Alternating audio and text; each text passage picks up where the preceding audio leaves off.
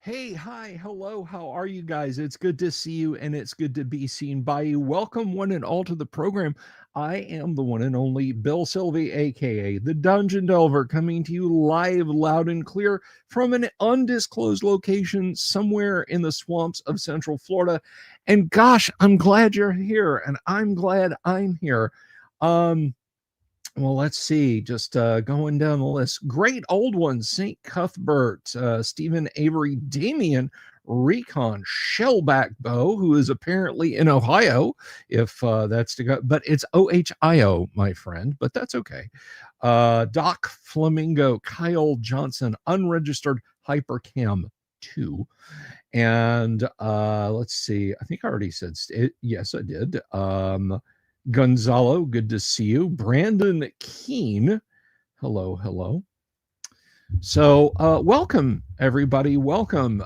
Yes, I'm aware of that. It's a joke. It's a joke, Shellback.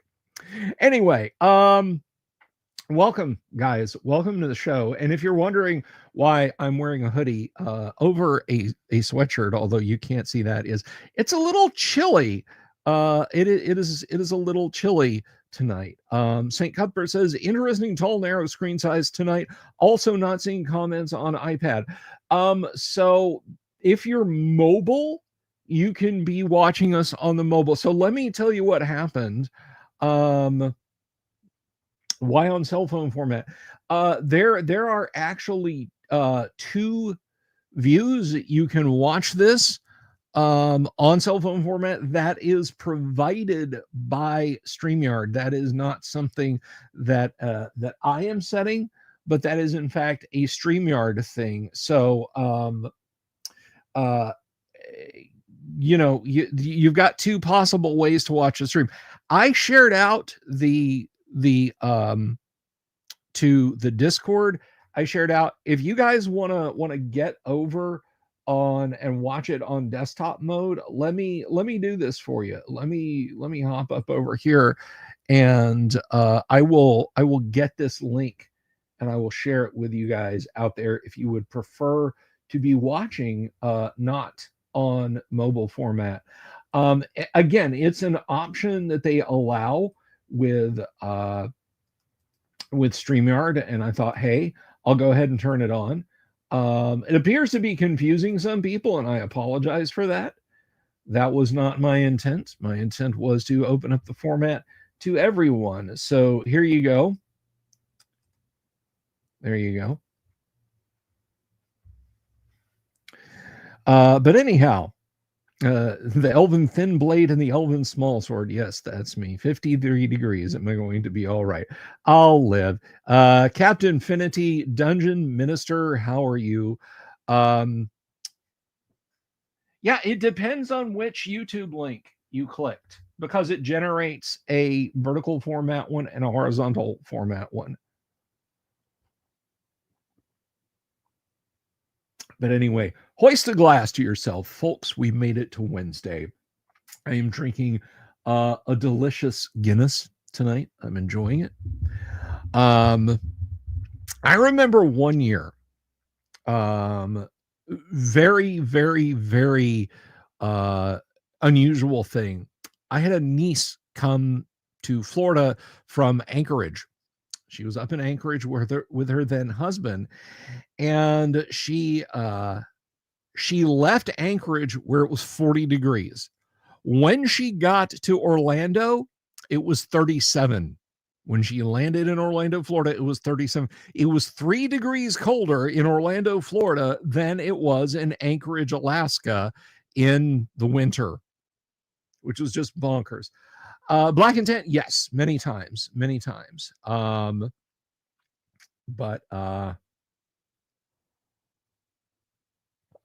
black and tans, I am fond of putting it. I don't know if I can say this on YouTube without getting slammed. But take a shot full of Bailey's and just drop it in the bottom of your pint glass and enjoy it that way. That's very good. There's a word for it. It's an Irish automotive term. Let's see. Couple of questions, suggestions for Crom. Is there a way to make a paladin lose their paladinhood or swap proficiencies if a player changes their minds?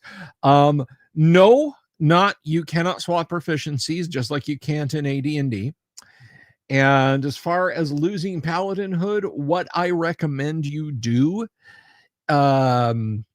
is just stop paying attention to the paladin abilities as they go up on the sheet.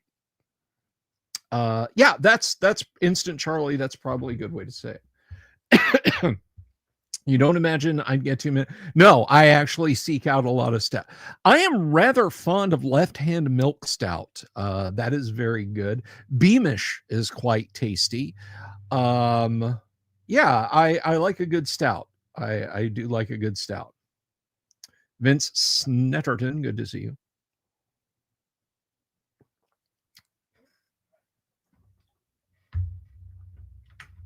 I got to be careful. I can't really see where I'm putting my glass, and I just came dangerously close to setting it half on the edge and half on the table.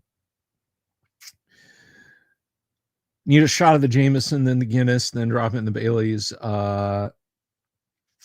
Yeah, I'm not a fan of brown drinks. I don't. People are like, oh, you just need to find a good scotch. You just need to find a good whiskey. No, I don't. They just all taste like iodine to me. About the only one I like, and that is with copious amounts of Coca-Cola mixed with it, is Jack Daniels. Yes, I have tried Dragon's Milk Stout. I'm going to be honest with you, Damien. I'm not overly fond of it.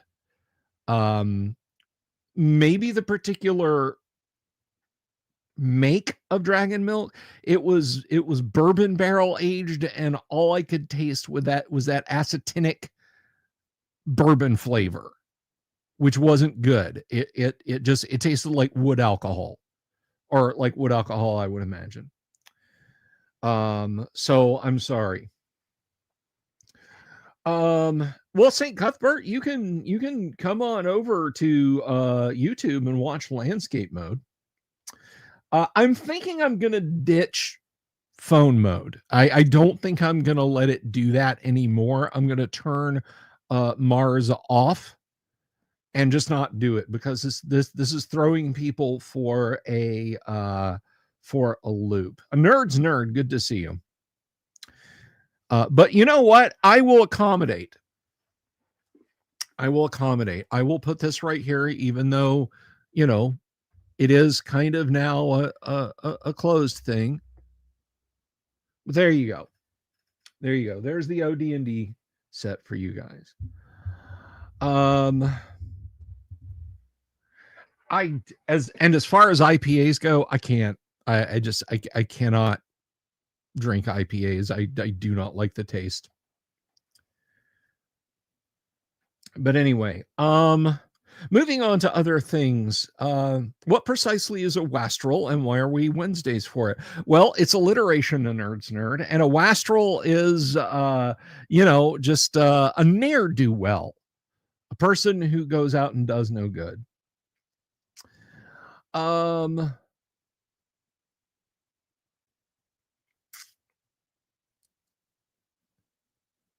Still want to see the cool potential prize, of course.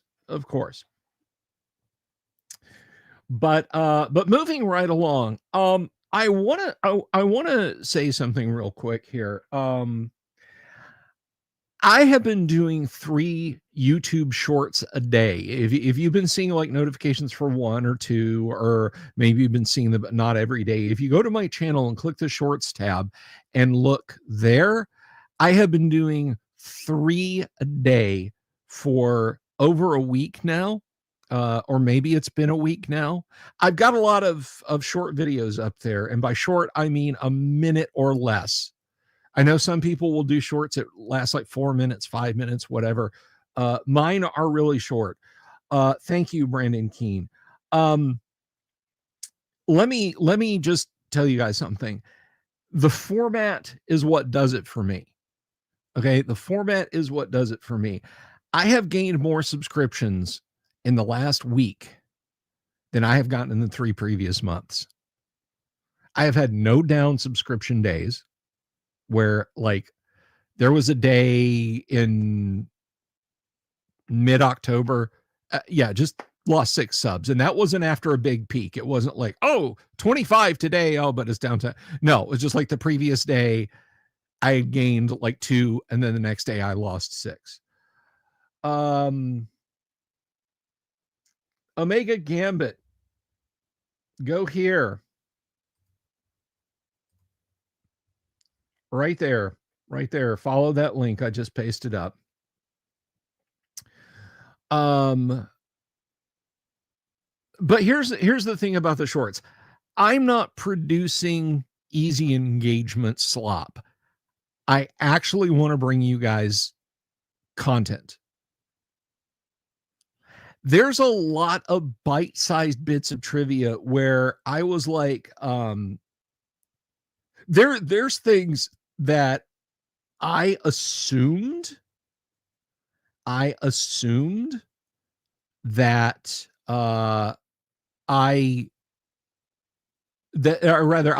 everybody knew.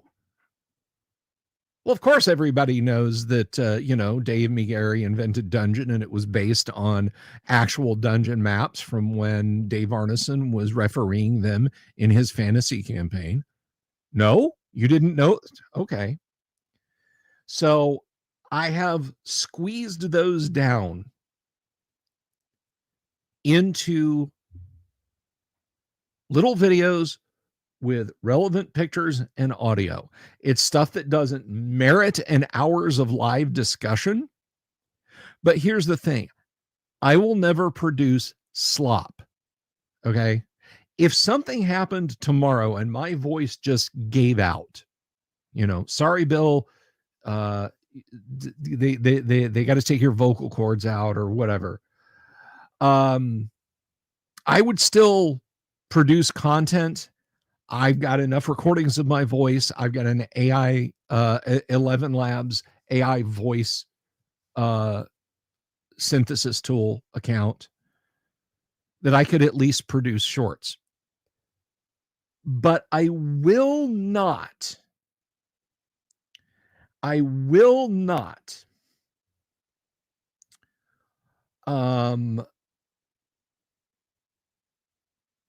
just produce engagement slop. Okay. I will still bring you guys factual content. I will not go to Chat GPT, say, give me 12 lines of dialogue, start it with, did you know, say some stuff about D&D, and then turn around and copy and paste that into 11 Labs and have a voice say it, and then use the AI tools in Filmora to generate this stuff. Maybe that's not working smart. Maybe that's working hard. Because doing 3 videos is about an hour's worth of work, give or take. Because I have to film stuff, I have to shoot stuff. Like the audio, when you hear it, you watch the live streams and you watch the news videos that I do. I have more pauses than a Pinter play. Okay. I sit down and I listen to a 90-second video and I can shave it down to like 50 seconds because pauses like that one just there, or when I stop to take a breath or something like that, I go into Filmora's audio tool and I just slice all those out.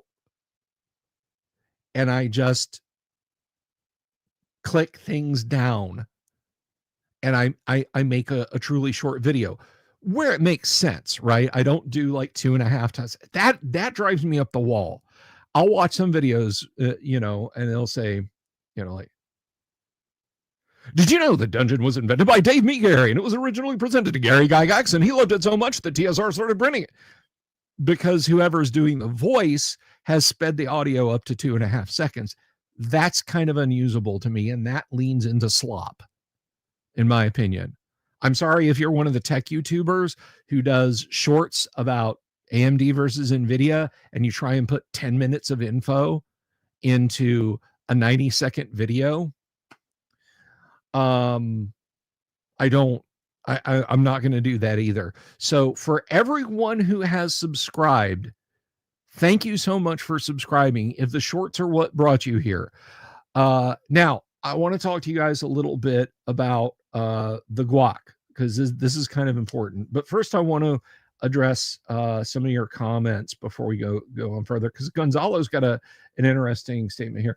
Was there in any way bad blood between Gary and Dave that we could ruin the vibe talking about?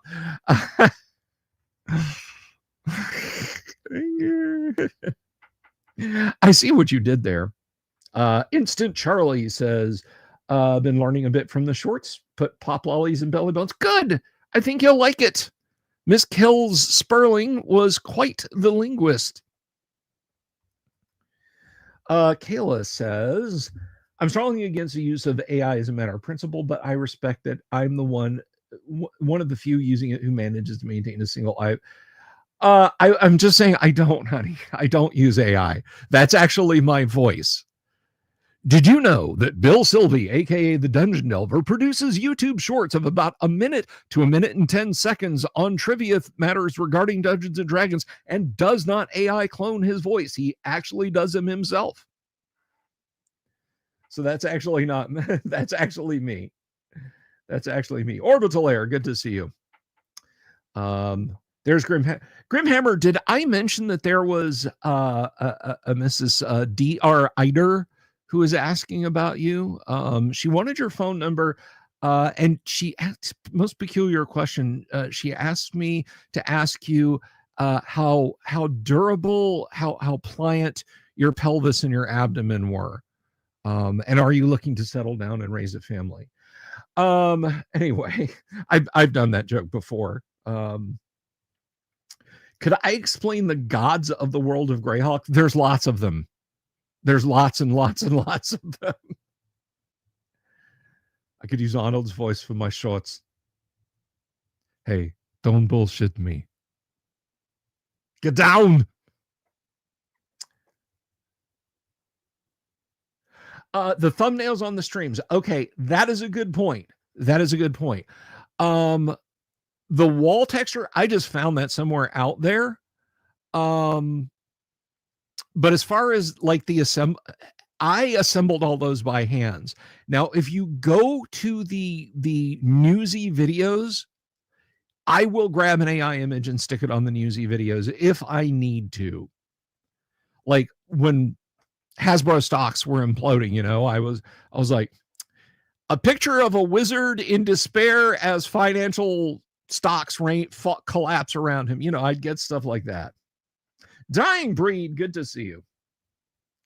But the thumbnails on the streams, generally speaking, I make by hand. I use Filmora and its title card tool. I just produce a one-frame animation. I position the text like I want it. I position the thumbnails like I want them. So I actually do make those by hand. But some of the images I have used in thumbnails have been AI generated. And I've said this before. There are times when I have to turn a video around like that. I cannot put the onus on an art. Like look, there's breaking news out of Wizards of the Coast. I need to make a video about that. You have 5 minutes to create a cartoon wizard turning his pockets out and shrugging with a frown, looking at the camera. I want it Disney-fied. I want this kind of a background. Go. But you have 5 minutes because I'm doing the video right now. I'm editing the video right now. I can't, like, maybe there are artists who could turn that around that fast, but I couldn't afford them. I could not afford them. And to be honest, when we're talking about a thumbnail, like I would never sell a book of Delver's Dungeon thumbnails. Okay. Bob Ross could do it in 30, certainly. Have I created a player character that I like better than all the others? Oh, hey, Savo. How are you? Good to see you. Well, I created an Alpine Elf NPC. I'm just kidding. Although I think I did give you a stat sheet that I did up for 1EA D&D for Fifle.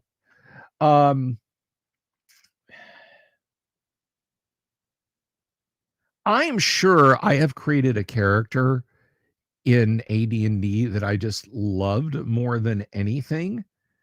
But I never get to play them because nobody DMs AD&D for me. So yes, probably, but I can't remember which one they were. So it's just Photoshop. No. You didn't mischaracterize. Kayla, you did not mischaracterize.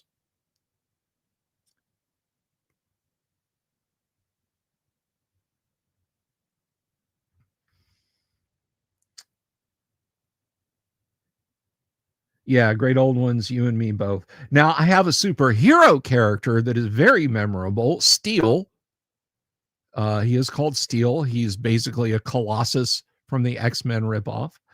But yeah, I made him way back in 1989, and he has participated in so many Hero System games.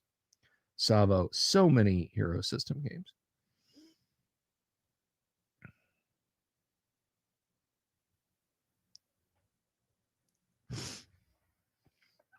The one thing that I am gonna say about corpos and AI and that sort of thing is I get it that AI requires a lot of compute power. I should say generative chat because that's what it is. Once upon a time, the company called NVIDIA used to make video cards. They had all ranges of video cards. You know, were you on a budget? What was GTX 260? Because the 285s just rolled out and those things sounded like jet engines, and you could play you could play Grand Theft Auto 4 with a pair of SLI 768 meg 260s, and it would just fly at like silky smooth 50 frames a second.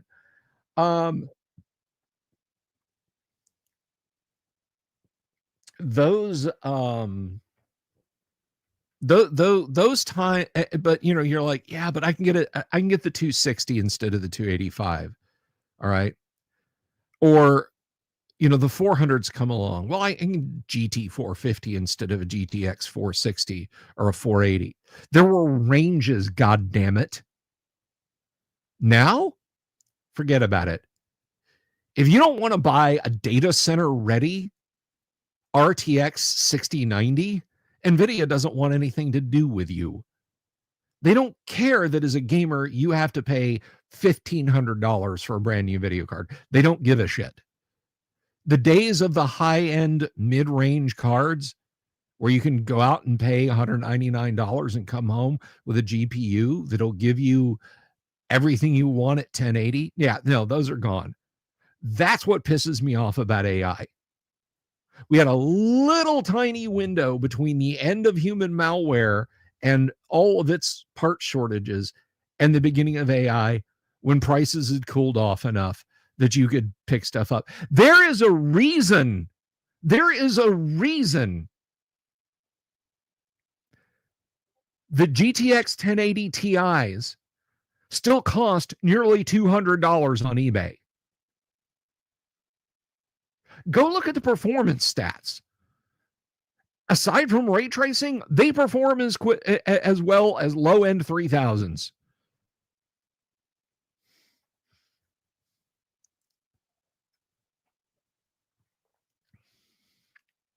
But we'll never get that. The 10 series was such a screw up on the part of NVIDIA. The only thing they can do is wait for those GPUs to die and kill support for them as quickly as they can to try and get you back on that teat. And don't preach to me about ATI. ATI sucks. Every time AMD has gotten a little bit of an edge on Team Green and Team Blue, they completely fumble it away with some screw up.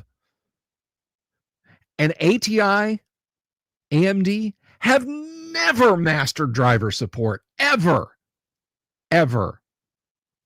Their drivers going all the way back to the Radeon 9000 series have been complete ass. Sorry. Rant off. Rant off. Nameless Warrior, good to see you. Let's talk D&D. We're just going to talk D&D. Damien, going all the way back. I have run a Greyhawk Gamma World Hybrid as a Christmas game. I run special Christmas games for my Monday night groups where I incorporate Christmas themes in separate. Think of it like a Marvel annual where what happens in the annual doesn't really impact the main story arcs. It can be fun, like Scavenger Hunt, X-Men Annual 6, I think. Scavenger Hunt with the pop-upians was just a silly X-Men annual, and I loved it. And that's what I do during the holidays. So I had my group, which is in Greyhawk, have to go into Gamma World and bring a Merry Christmas to some survivors in Gamma World. So I have done that. It's a lot of fun. St. Cuthbert asks, which AD&D magic items do I believe are underrated and not appreciated as much as they should be? Ring of Fire Resistance. Ring of Fire Resistance is a good one. Ring of Spell Storing. Most people think, hey, give the Ring of Spell Storing to the magic user. The magic user can then have extra spell slots. Wrong. Give the Ring of Spell Storing to the cleric. Give the Ring of Spell Storing to the fighter, to the thief. That's what you ought to be doing with the Ring of Spell Storing. Expanding the abilities of non-spellcasting classes. Ring of Spell Storing. That's your go-to. Rope of Climbing. Rope of Climbing can quite literally be a lifesaver. What else? What's another good one? Now, this is a big one, but my Monday night group has used this thing to absolute perfection. Daern's Instant Fortress.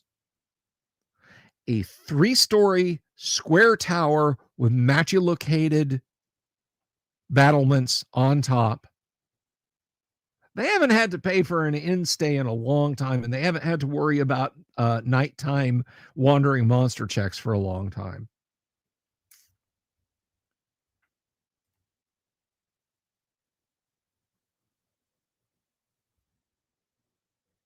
Arrow of Direction is a good one. Arrow of Direction is a good one.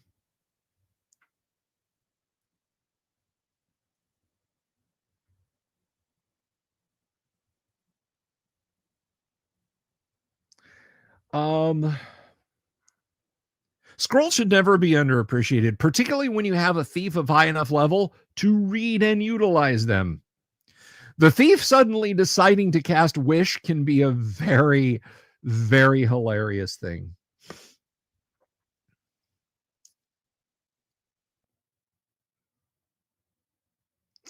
No, it's neutral. Just think of it like wax. I mean, I would think it would burn, but not with any greater efficiency. Like you're not going to make oil with it, you know?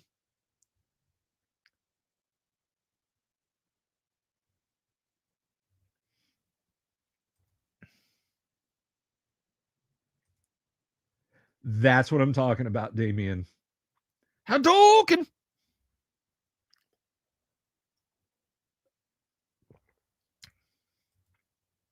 Rope of Entanglement's another good one. Does a bonus associated with a Ring of Defense? No, but a Ring of Protection can help you out in certain situations depending on how you apply it. I'm not sorry for that.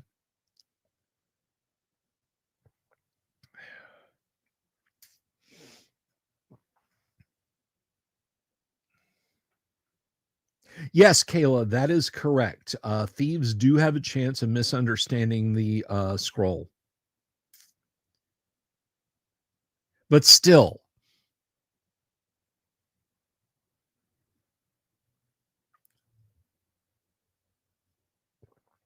Still.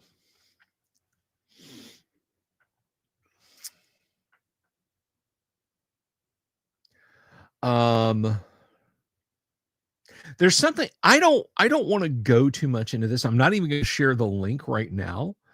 All bards should have a ring of protection seared into their flesh. Ouch. Bards get spellcasting, but I'm gonna rant about bards in just a minute, but I wanna mention this. There is yet another attack on appreciators of old D&D out there. I was talking with Yang about this. We're gonna go full ham on it when we do the Nerd Council of Doom later this month. Hey, good to see you. Good to see you. Wonderful to see you, Jeremy. How are you, my friend? Much love, brother. No, the rant's coming, great old ones. But anyway, yeah, so this attack came from a news website. Oh, you're on an airplane. Well, you're very welcome, sir. You're very welcome. God bless you. Safe travels, my friend. I hope the next time you're down in Florida, you and I can get together and raise a pint. Okay. Go ask that lovely stewardess, the brunette. You know the one I'm talking about. Yes, you see her. Ask her for a Guinness and toast with me. And if she doesn't have Guinness, a Bailey's. But anyway, yes, an author, a journalist has decided to launch another polemic about us mean old people who still love classic D&D.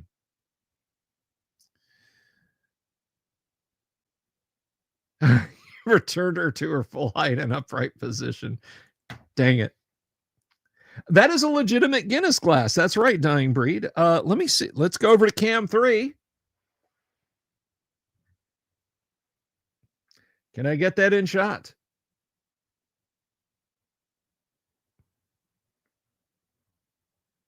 Yes, that is a legitimate Guinness glass.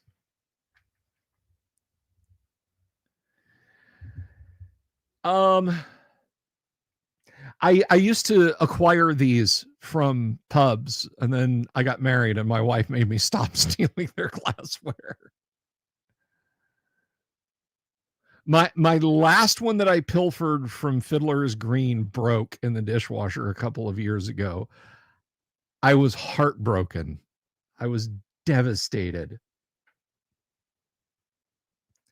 But anyway, yes, another attack, another polemic about classic D&D, and I am going knives out on it. Dungeon Minister may literally want to not be on that show for the things I'm going to say. I'm going to use a lot of foul language. A lot of foul language. It makes me angry.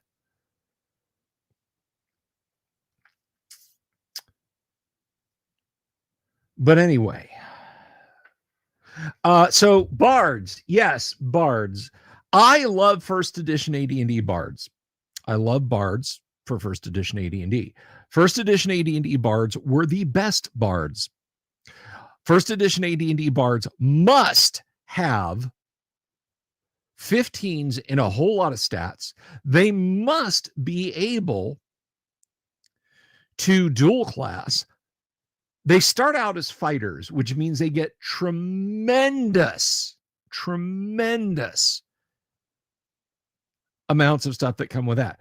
If they start off with an 18 strength, that stays with them. Oh, no, it doesn't make me angry. AD&D bards don't make me angry at all. Then they become thieves. And then they thief for as long as they fought. Now, at this point, on average, let's say they went to 7th level fighter and to 7th level thief.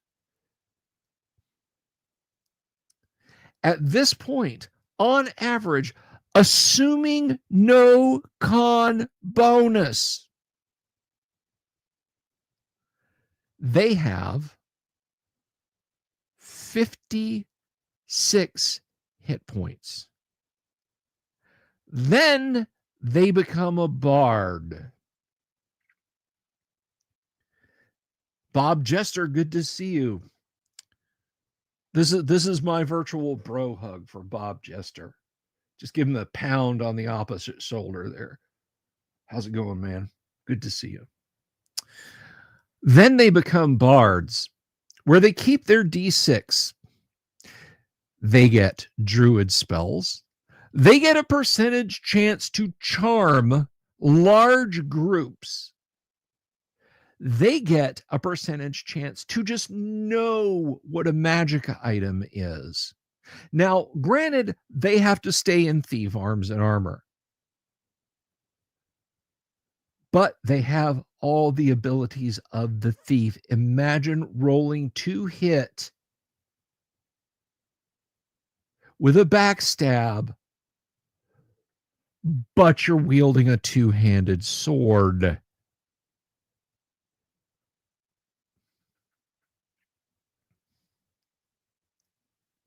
I do not like instant bards.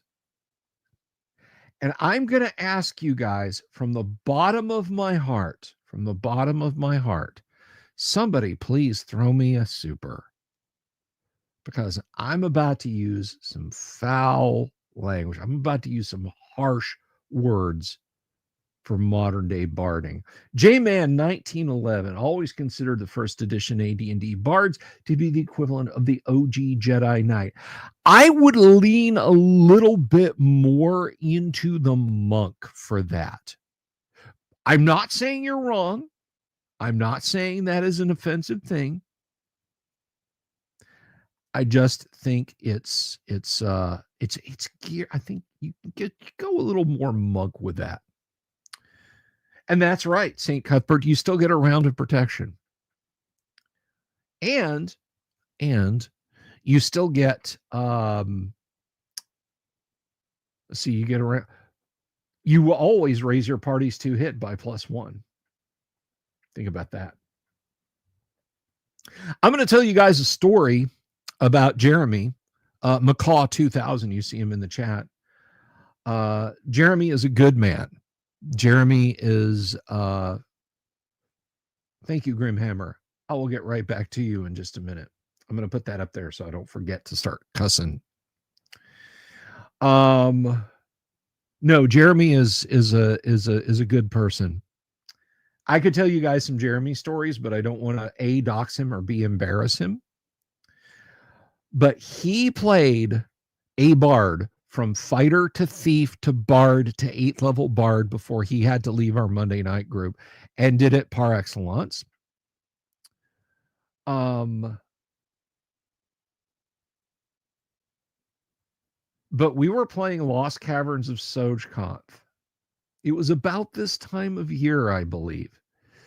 Now, if you know anything about AD&D at all, you know that the interpretation of the clay golem is if you get hit by a clay golem, bad shit is going to go down. So, he's scouting ahead because he's using his thiefly bardic abilities and walks into the chamber of the clay golem.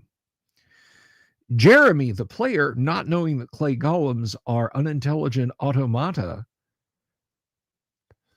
has a poison cloak that the party had gotten from a random treasure pile and says, I'm going to give the poison cloak to the clay golem.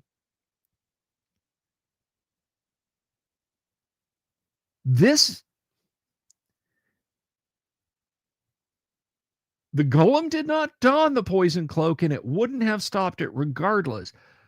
But holding it out and handing it to the clay golem bought him enough time on an initiative win to go invisible. I think you went invisible. I think you had a ring of invisibility, and sprint back to the party. Once out of range and sight of the clay golem, it was no longer a threat.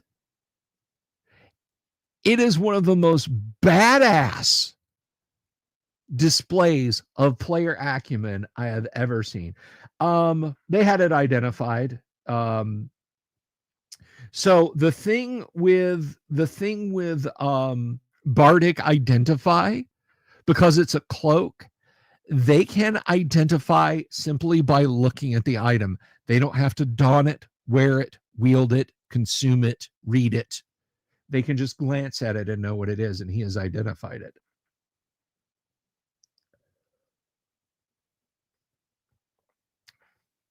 Now, for the swear jar, I fucking despise the joke that modern bards have become. Let's set aside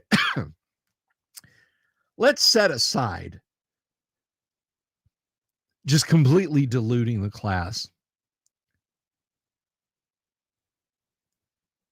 Critical Role, I like your hustle.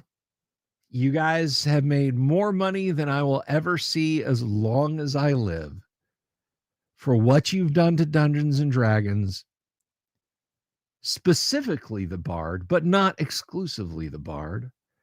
Let me just say two words with great enthusiasm. Fuck you. You turned a classic character into a one-note joke.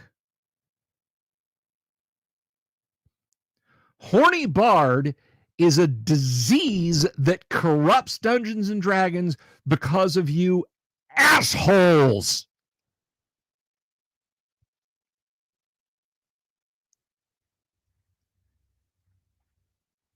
Even when I tell people that bards are not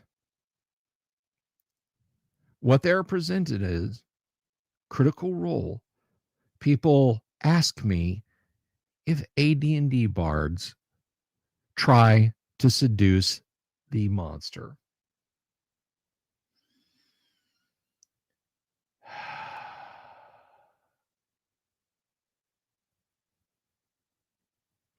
Critical Role and its consequences have been a disaster for modern role-playing games.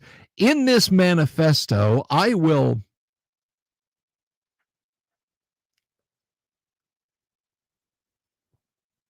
bartender, I'm dry.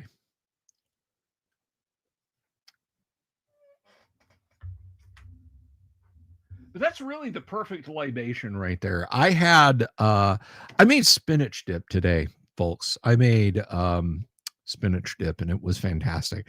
That and some sausage cheese balls were dinner today. So good. So damn good. You guys don't know how good.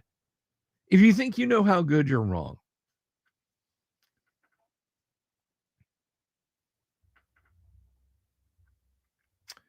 Jason Thomas says, I will gladly play you next Tuesday for a good mood today. That's fine. Hawk, thank you. Thank you very much for the big 2-0 for the Curse Fund.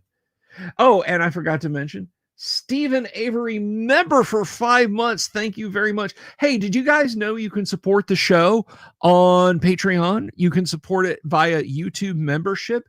Patreon information's going down right there if you want to. You can buy me a coffee. You can get a YouTube membership. Starting in January, every $10 patron or YouTube member will receive a first edition advanced Dungeons and Dragons module written by yours truly in PDF format, but you will get it.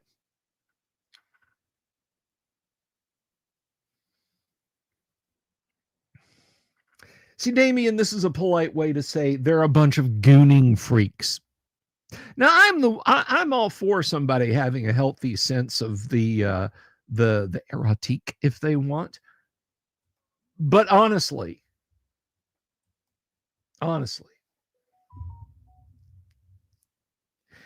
Dino, I okay, maybe they didn't start to rot, but God knows they popularized it and they made it go faster. Cheesecake, Rob, thank you. That's perfect because I love cheesecake and I make good cheesecake.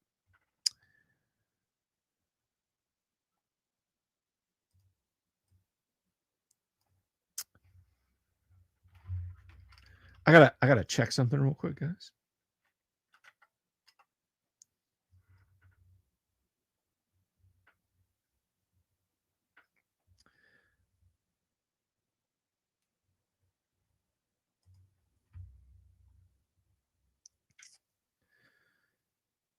But anyway, that's just it. You know what? You know what? You want to do something cool? You want to do something imaginative? You want to do something original in a D&D game? Don't talk to me about the horny bard.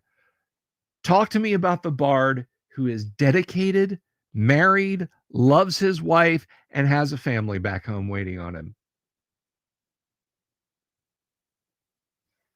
Thank you, Dying Breed. Thank you, brother. Safe travels, my friend. Oh, don't even get me started about the paladin. Don't even. I will get angry about paladins. I will get political about paladins.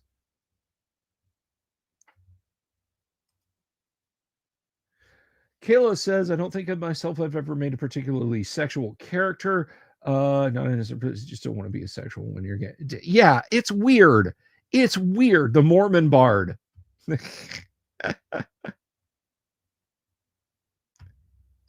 Hey, this has nothing to do with that, and I'm not trying to dox you, but Kayla, are you over on X? I just asked because I'm mutuals with a Kayla over there, and I'm just not sure if you're the same Kayla. If you're not, that's fine. I'm just purely curious. Would Chris Pine be a 1E bard or a 5E bard? I haven't seen the movie yet. I actually kind of lean towards he's more of a 1E bard.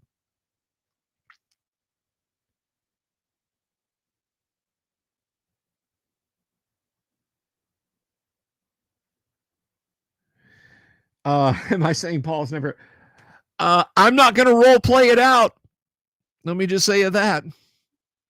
Two hairy 50-year-olds talking about bumping uglies. That's not going to, no.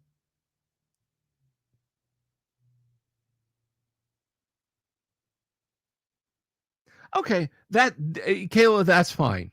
That's fine. I literally like that was just pure curiosity. The movie isn't worth it. Okay, see here's the thing about the movie. Let me tell you this. Um Heidi Gygax told me she saw it, she loved it, and she thought it's something her dad would have liked. She said she thought her dad would have gotten a kick out of it. That's pretty good endorsement. We'll replay it. Dare you enter my mystical forest? If you know, you know. My problem with Honor Among Thieves is that they didn't have like they didn't go get like TSR alumni. Like, why didn't you have Ernie and Heidi and Luke and Alex, and if they wanted to be there, Cindy and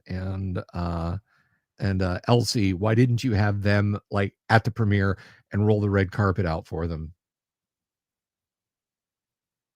Full eye contact. All right, tell me what you're doing. God, this is so fucking wrong. Oh my God.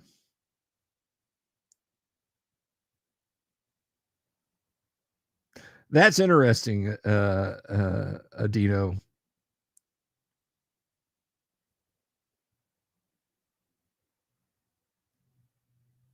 Their owl bear was yeah, I've seen their owl bear. It's not But what? I'm going to say on record that no owl bear is the right version, except for owl bears, the Chinosaur owl bears, the Jim Rosseloff owl bears, the David Sutherland owl bears. Even Errol Otis, everybody who drew a 1E owl bear was doing it right. Everybody since then has been doing it wrong. I saw it like in third edition, and that Reaper actually kind of copied this for their owl bear. Just terrible, terrible owl bears. Jazz hand owl bears with like flat hoot owl faces, not the big hooking out beak. No, if you're gonna have pig-faced orcs, you're gonna have proper owl bears.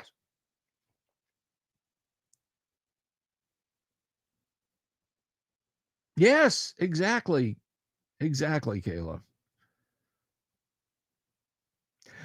I will say this. No, but I'm gonna have to go look that up now unregistered. I will say this. Kenzer and Co., who made the Mad Magazine version of first edition AD&D when they didn't have to, you nitwits, they actually created a great horned owl bear. I bought their mini because it was the closest thing to a Chinosaur owl bear. It is lovely. I have one. I adore it. I love the great horned owl bear. But I will say this, for $25, I will 3D print you a set of owl bears, the Chinosaur owl bear, the Monster Manual owl bear, and the OD&D owl bear. You can contact me at my email listed below if you'd like to purchase a set of 3D printed owl bears. I am looking to get at least 100 sets, guys. At least 100 sets.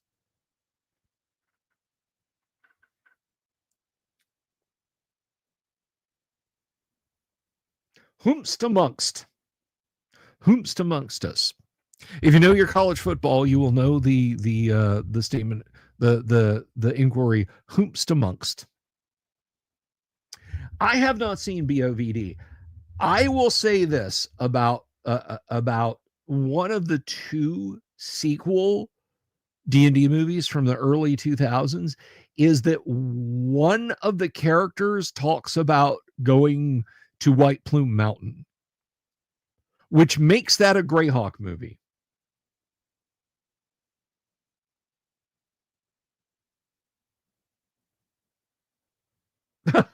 Oh, Odd Scimitar, I'm sorry, buddy.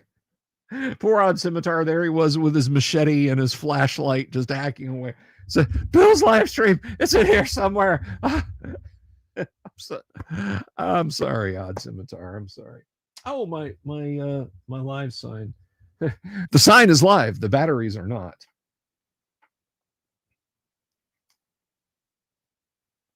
But no, I have not seen BOVD. They mention, if they mention Ghost Tower of Inverness and they mention White Plume Mountain, it's a Greyhawk movie. I know they had Clerics of Obad High in one of them.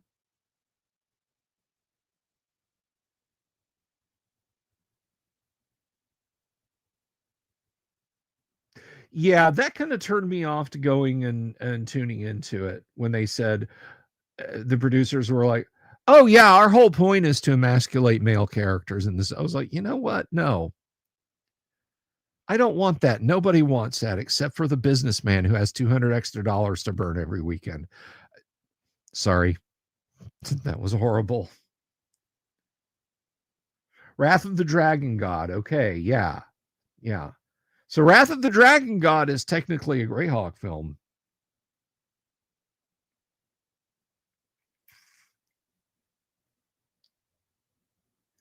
A Flatchet. Odd Scimitar. It would be a Flatchet. But then you're Odd Scimitar, so it would be a scimitar.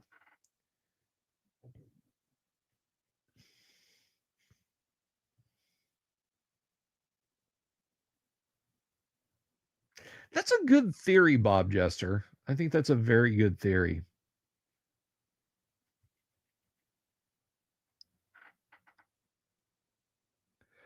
Foul Darkness had the Verminoid Prestige class. Dragon God wasn't bad. Well, as I talked about in the short, guys, you got to remember Gary had sit down talks with Edgar Gross. Edgar Gross was a mover and a shaker as executive producers go at that time. John Boorman set to direct. Orson Welles to star. Guys, we were so close to a blockbuster D&D movie. The Rod of Seven Parts. Greyhawk was one of the worlds that the quest would have taken the characters through.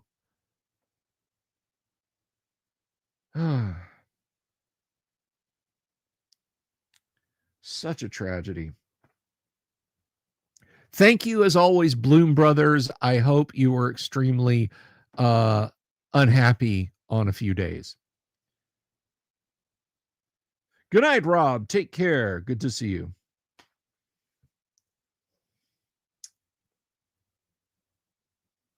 I'm going to say this about the 2000s D&D movies. I'm going to say this about them. If you look back on the collection of fantasy movies from like the Harryhausen Sword and Sandal stuff all the way up to like the 80s Deathstalker and Beastmaster and Deathmaster and Stalk Beaster and Beast Stalker, and the D&D movies are not that bad. I would rather watch any of the 3 D&D movies, Courtney Solomon or whoever, than Hawk the Slayer. Yeah, I said that. Come at me. Hawk the Slayer is an objectively bad movie. People who think Hawk the Slayer is good probably think Nelvana's A Cosmic Christmas is a holiday classic, and they make their family suffer through it every year.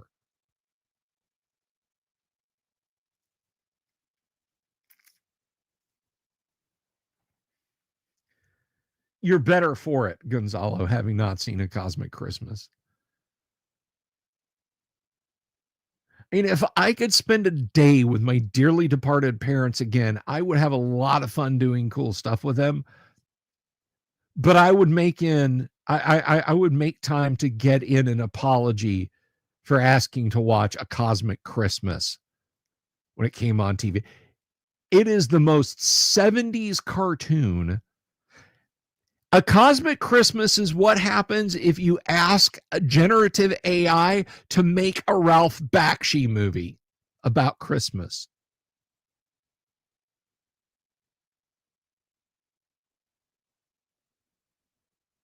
No, Bob, because if you smack talk Lady Hawk, I'll come to your house and beat you with a wet noodle.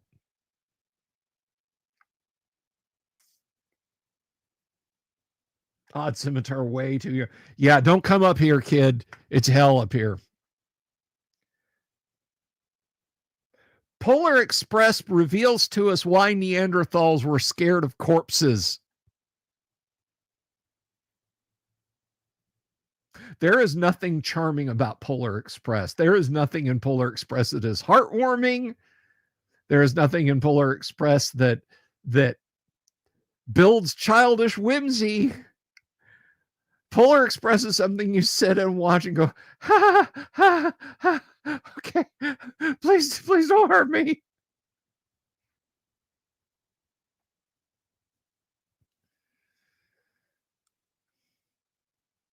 Yeah, no, you're not missing anything with Cosmic Christmas. Let me tell you what, I hadn't seen Cosmic Christmas in 50 years. We were watching Christmas movies one Christmas day, just going through them. Charlie Brown, Christmas Story, Elf, Grinch, all the good ones. Couple of versions of Miracle on 34th Street. Just all of the classics. The Rankin Bass movies. And I told the fam about Cosmic Christmas. And they were like, all right, we'll check that out. I could only find it on, I think it was streaming on like one of the bad, like, you guys may not remember this, but when you bought, oh, hello, Kayla. The Star Wars Holiday Special is also awful. Star Wars Holiday Special is redeemed by the appearance of of Boba Fett, the animated section. Otherwise, it's terrible.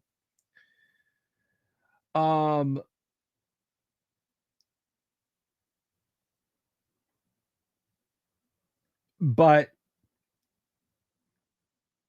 yeah, so when you would get a Roku, and a Roku's a little computer. It's a little purpose-built computer that's for streaming. Smart TVs didn't have their own streaming capability built into them, and so you'd get this box. And we had a Roku. We had a bunch of Rokus because a one-time expenditure of $60 versus $100+ a month for cable packages, it just didn't make any sense. And streaming companies didn't. It was like $19.99 a month to have a decent streaming package. And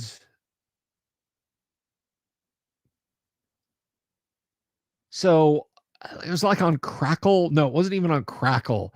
It was on one of those free channels you get with your Roku. I was like, guys, a Cosmic Christmas, let's check this out. 7 minutes. The first couple of minutes, I was like, okay, this isn't so bad. 3 minutes in, I was like, it's going to get better. And the last 2 minutes, I just made myself watch it. And then I was like, this is not good. I'm sorry. I turned to my kids, my wife, and said, I'm sorry. And I turned it off. And that was it. A Cosmic Christmas is not good. Yeah, I don't like the fact that TVs are smart now. I don't like smart TVs. I want a flat pit. Look, if all you need is like a 32-inch TV, buy a computer monitor. Seriously, it'll be expensive, but buy a computer monitor, not a smart TV. Oh my God, I am so sick of being probulated by data harvesting companies.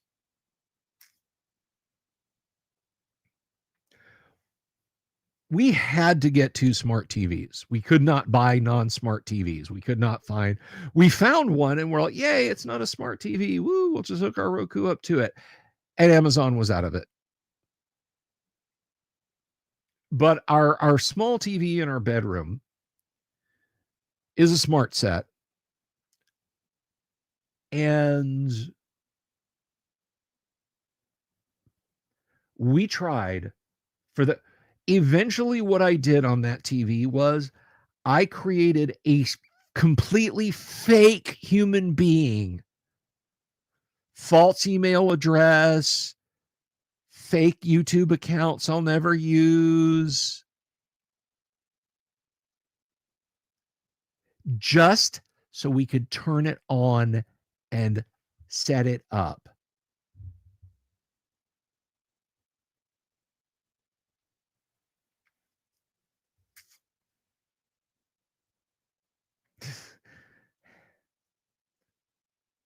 Activating the probulator, that wasn't so bad.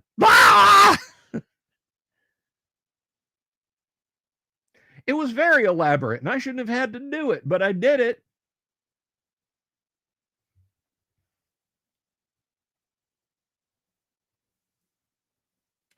Kayla says they tried it, the progressive young queer, but I have no idea what I am people like me actually have a problem with. So correct things we never had it. Yeah.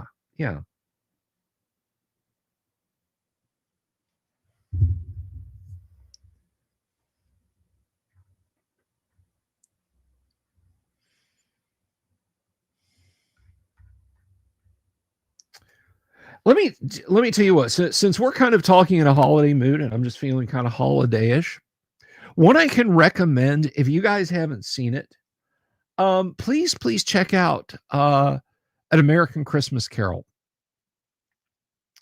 An American Christmas Carol is pretty bold. And I'll tell you why. It stars Henry Winkler wearing a ton of old person makeup, and it works. It works. It came out in like 1979. It's really good, and it's what it says on the tin.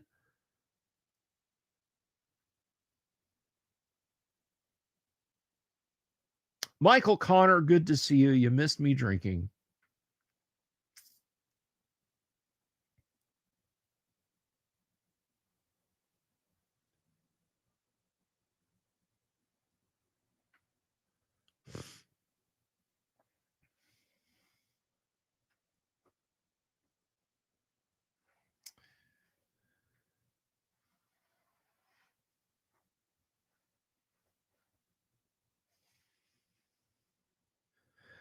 Kayla, it's focus groups that cared about it. It's focus groups that threw a fit over it. Scrooged is phenomenal. Question, quick straw poll out in the audience, guys. Quick poll. I wish you know what? I'm gonna do this. I wanna try something here. I want to try something. Let's see if I can do a poll. Right here on camera, I'm about to do a poll. Donna Pulaski, absolutely beautiful. I'm sorry. So let me do this. Let me go over to the studio.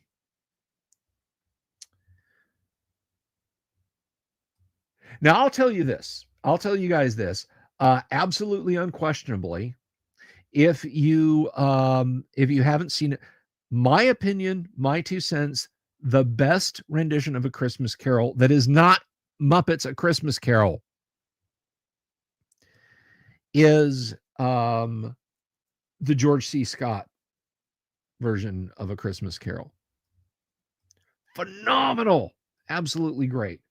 So let me go. I'm gonna try and get to live. So we're live here. So I think it's gonna be this one. And I'm gonna hop over in here. And let me mute myself so I don't get an echo plex. All right.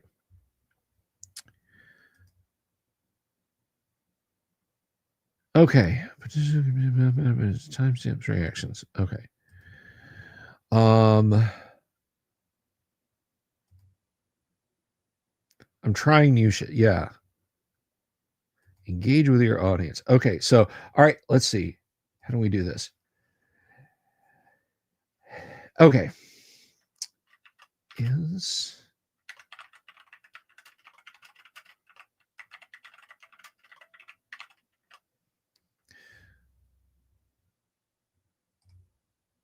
okay. I have put a poll in the live chat for the first time ever. I put a poll in the live chat for the first time ever. And it is Groundhog Day a Christmas movie? Is Groundhog Day a Christmas movie?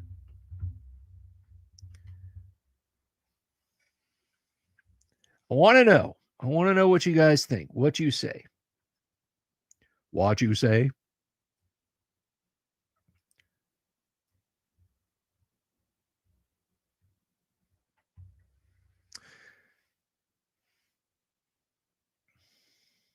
It's a Groundhog Day movie, totally different. 58% say no. Wow. See, the coziness of the little bed and breakfast hotel where they're staying just says Christmas to me. I'm seeing a lot of no's. I guess I stand alone on that.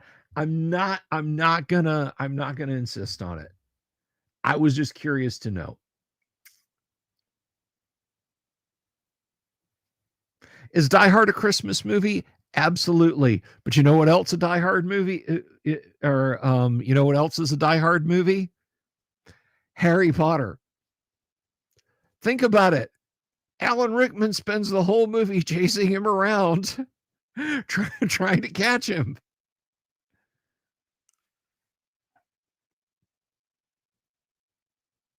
I'm just curious. It's fine. Guys, it's fine. I'm not dying on that hill or killing on that hill for that matter. It's okay if you guys don't think so. Does that make Voldemort the Krampus? Yeah, okay, so that's one that was a bit of a head scratcher to me. Not the Krampus. Was people saying like, "Oh, don't you love watching the Harry Potter movies over Christmas? They're such great Christmas movies." They're kind of the antithesis to it. They're moderate D&D movies. There's nothing to do with Christmas, nothing to do with the spirit of Christmas. The last we see of that horrid substitute teacher, she's dragged off by centaurs.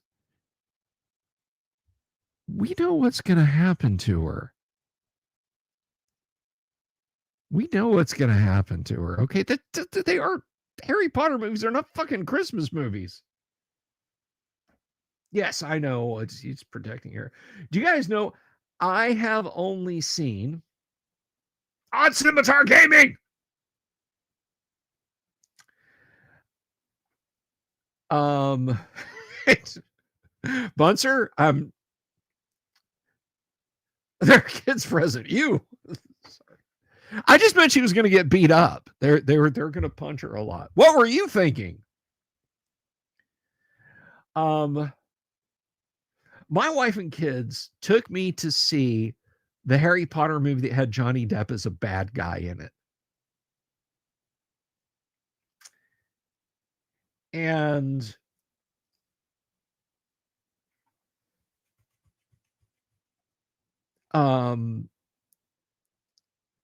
they thought I was up on all Harry Potter lore. So we sit through the movie. I guess it's okay.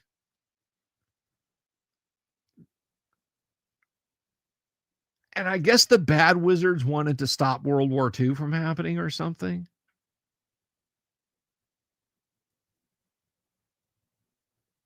And so we come out of the theater and they're all chatting happily. And they're like, "Oh, what'd you think about this, this, and this?" And I was like, "So that was a Harry Potter movie, right? Like that was part of the Harry Potter." And you'd have thought I'd said I'd never been to a McDonald's. Or I didn't know what the wheel was. They're like, yeah. And I said, "Oh, okay, all right. I didn't know because I've never seen the Harry Potter movies." And they're like, "What?"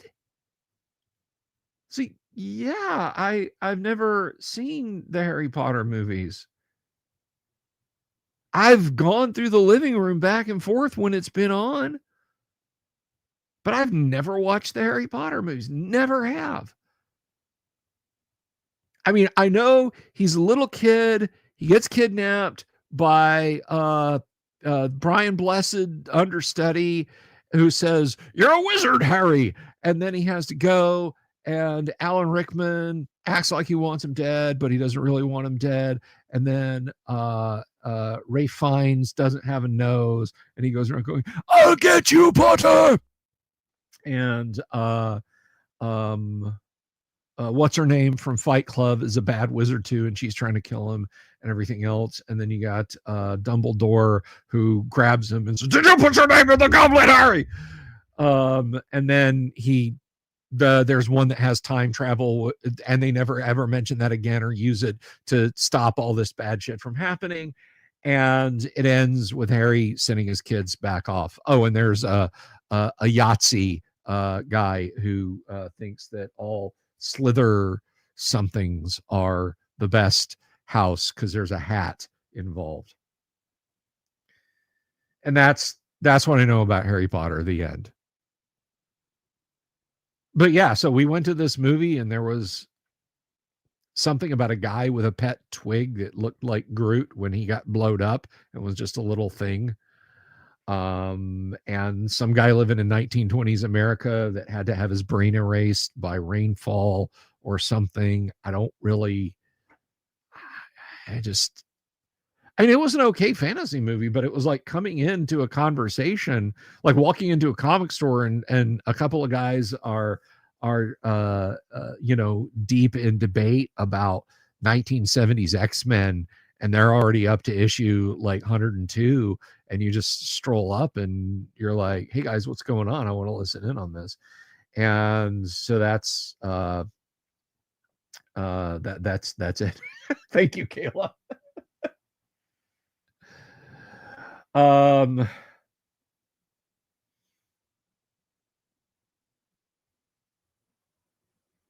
not from West Virginia though. JP got rockets.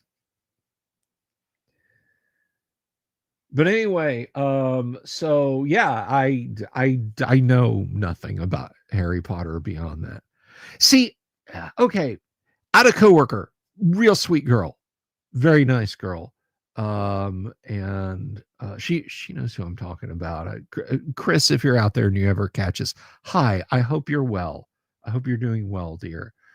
Um, but the first time I heard of Harry Potter, like I was working on her PC. I went over into her department. There's this big, thick Harry Potter book, and it was Harry Potter and the Goblet of Fire. And I was like, oh, what's that? And she's like, oh, it's Harry Potter. And she kind of explained it to me. And I was like, oh, that's cool.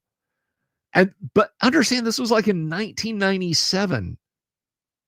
But then I guess the Harry Potter movies started rolling out when? Around 2003, 2002? So it wasn't too long after that. It was right around the Lord of the Rings movies.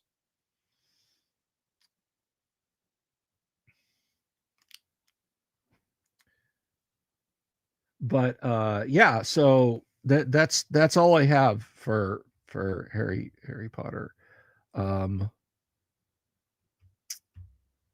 So the poll, 27 votes, 63%. I kind of think we're sort of at the nexus there. We're not going to get any more info. I'm going to go ahead and end the poll.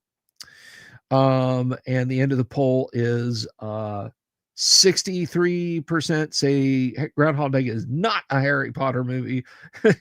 It's not a Christmas movie, and 37% say it is. Sorcerer's Stone came out in 99. Okay, fair enough.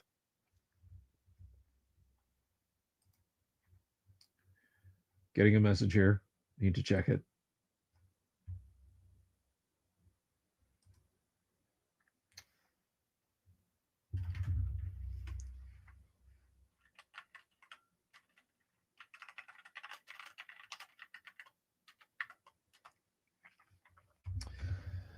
Anyway, moving right along. Sorry, I had to respond to a message there. Camelot Gaming. Hello. Session just ended. Half a year delving into the Lich's underground lair. We finally beat him. Quite the triumphant. Excellent. Excellent. That's wonderful. Put Murray in a flannel shirt would be a Hallmark Christmas movie. Yes. Mrs. the Dungeon Delver introduced me to a very cute sort of time travel-ish movie last year or the year before called A Biltmore Christmas. That's a lot of fun. I like it. It's a Hallmark, but I like it. I should use a poll on Tuesday nights for TPKs. Here's the thing with that. I want money. I want money. Anyway, moving right. My brain automatically sees snow and goes Christmas, which weirded me out because The Empire Strikes Back came out in the summer, of course. Coming home and thinking about, battles in the snow and trying to make snow speeders out of Legos and stuff like that.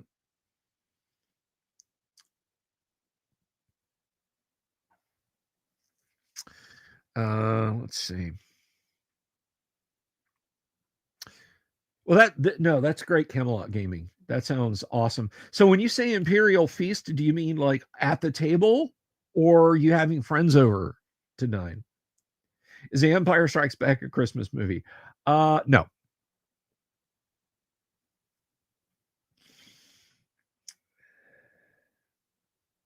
Yes. I want money. That's what I want. Lots of money. By the way, we are currently sitting at 30 of you fine people watching over on YouTube, 134 have cruised by over on Twitter, and I appreciate you all, and I love you all to pieces. I see. That is cool. A Bumble. Yahoo! Didn't you know? Bumbles bounce.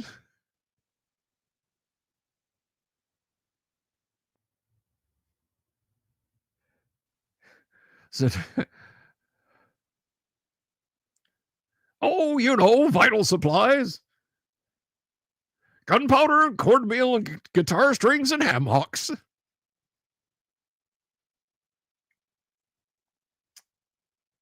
Trying to get your friends together. You wanted to show them AD&D, run it for the first time. Got a few friends excited, but I want more than one player, which you're having trouble with.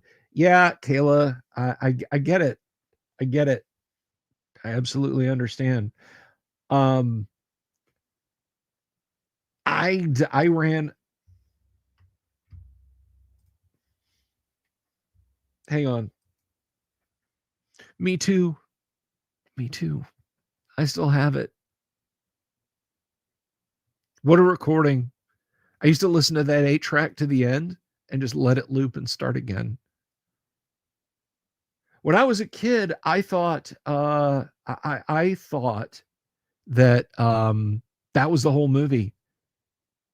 It's only like 47 minutes long, but to my little 7-year-old self, don't you dare. No, sir. You'll note a lack of amyl containers dotting the room. I have not licked the side of my pint glass. And that's where we're going to leave that. But Kayla, so I ran Bob, I'm going to share something here in just a minute. I ran an AD&D game. I have been running it now for 11 plus years. And the truth of the matter is there were nights when if the other player didn't show up, we didn't play that night. Oh, okay, this person can't make it. See you next week. And that was weeks, and we'd hammer on it. But eventually we got to where consistently we had 3 or 4 people. And then that became 4 or 5 people. And then that ballooned up. We topped out in the Monday night game with 15 people in our Monday night game. It's currently settled down to 11. The point behind what I'm saying, Kayla, is there are players out there. And I don't think it's going to take you a decade to build up a group as big as you want. There are plenty of players out there. I'm telling you. So let me ask you this, Kayla. Are you opposed to virtual tabletop? I did 24 at a con once, Kayla. Never again. Never again. But if you don't mind VTT, get on old school TTRPG Twitter. I'm serious. I'm serious. I never thought I'd say X, Twitter, call it whatever you will, was a good place to hang out. But the old school D&D community there is awesome. And I promise you, if you throw out a few cast a few nets, you can get a group together. Yeah, I mean, if you're playing with an actual table, yeah. But I got to do something here. I got to do something for Bob Jester right here, right now.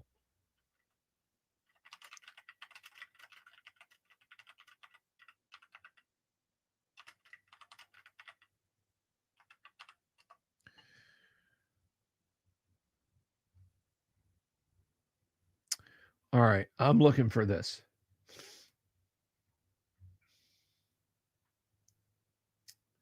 Oh, damn it. That's just this radio drama.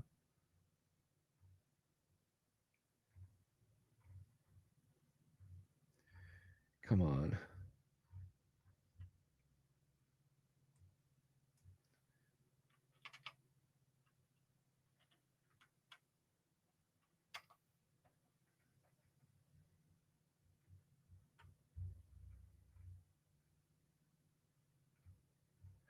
All right, so this is the best I can do for you right now, Bob.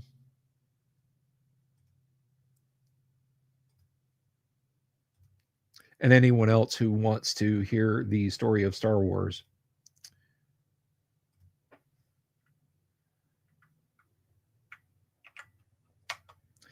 Um, Increase the speed to 2x. If you go and you listen to that, go to the speed setting and click it up to 2x.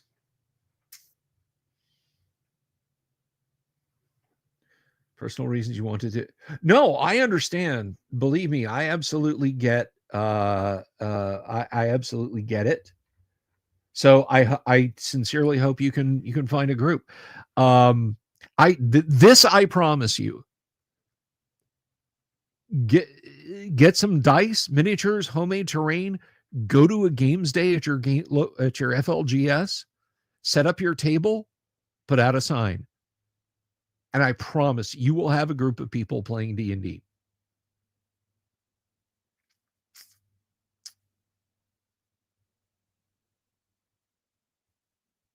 Merp and Animus, are there any? The closest we can to the Gonzalo Lira's bar tab. Are you still out there, my friend? And the reason I ask about Merp for Gonzalo is Gonzalo plays a lot. Great Old Ones might still be out there too, but Gonzalo and Great Old Ones both play a lot of Rollmaster. And Rollmaster, I think, don't Merp and Rollmaster pretty much 1-to-1 in how they work. So that they could probably, you could use a Rollmaster class as a Merp. Okay, all right. So there you go. Yeah, Kayla, best thing. Advertise it with a store if they've got a website, Facebook page, or whatever, and just say, "Hey, I'm going to be down there Saturday from this time to this time. I'm going to be running some Dungeons and Dragons. Come one, come all." That's just my suggestion.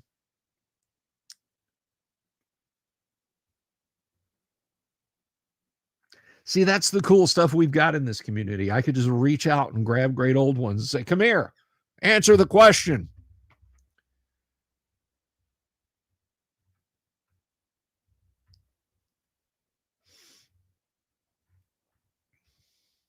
Hey, let's do a thing here. Hang on a second. Let me try something real quick.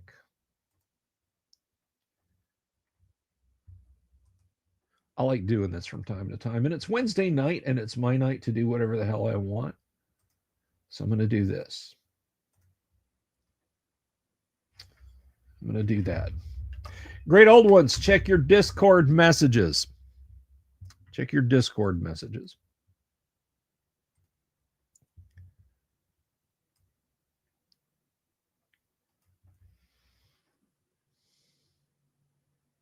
We'll do both.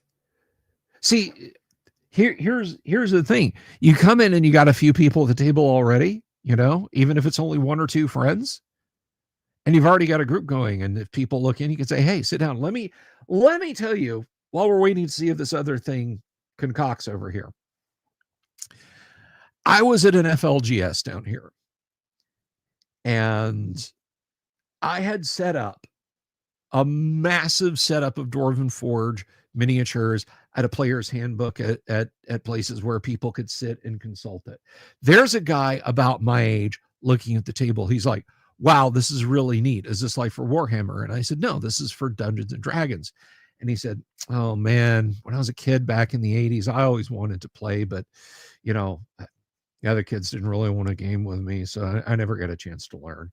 I said, "Oh, cool. That's fine. Go in the store and buy some dice and come out and sit down and play." And he's like, "Oh, no, I never learned how to play." I said, "Look, go in the store, buy some dice from Todd and Anna, come out here, sit down and play."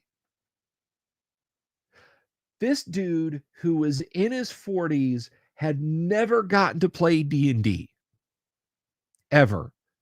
and he had wanted to when he was a kid back in the 80s, and he just got turned away. This guy dove into this D&D game. He was using it. He was taking pictures. He was writing down notes. He was interacting with it. Player, hell, the guy was practically a co-DM.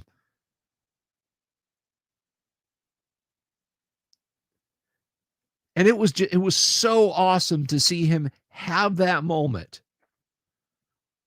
So if you set up a game and you got a few people playing and somebody comes over and they're just kind of looking around, invite them to sit down, even if it's only for 10 or 15, 20, 30 minutes.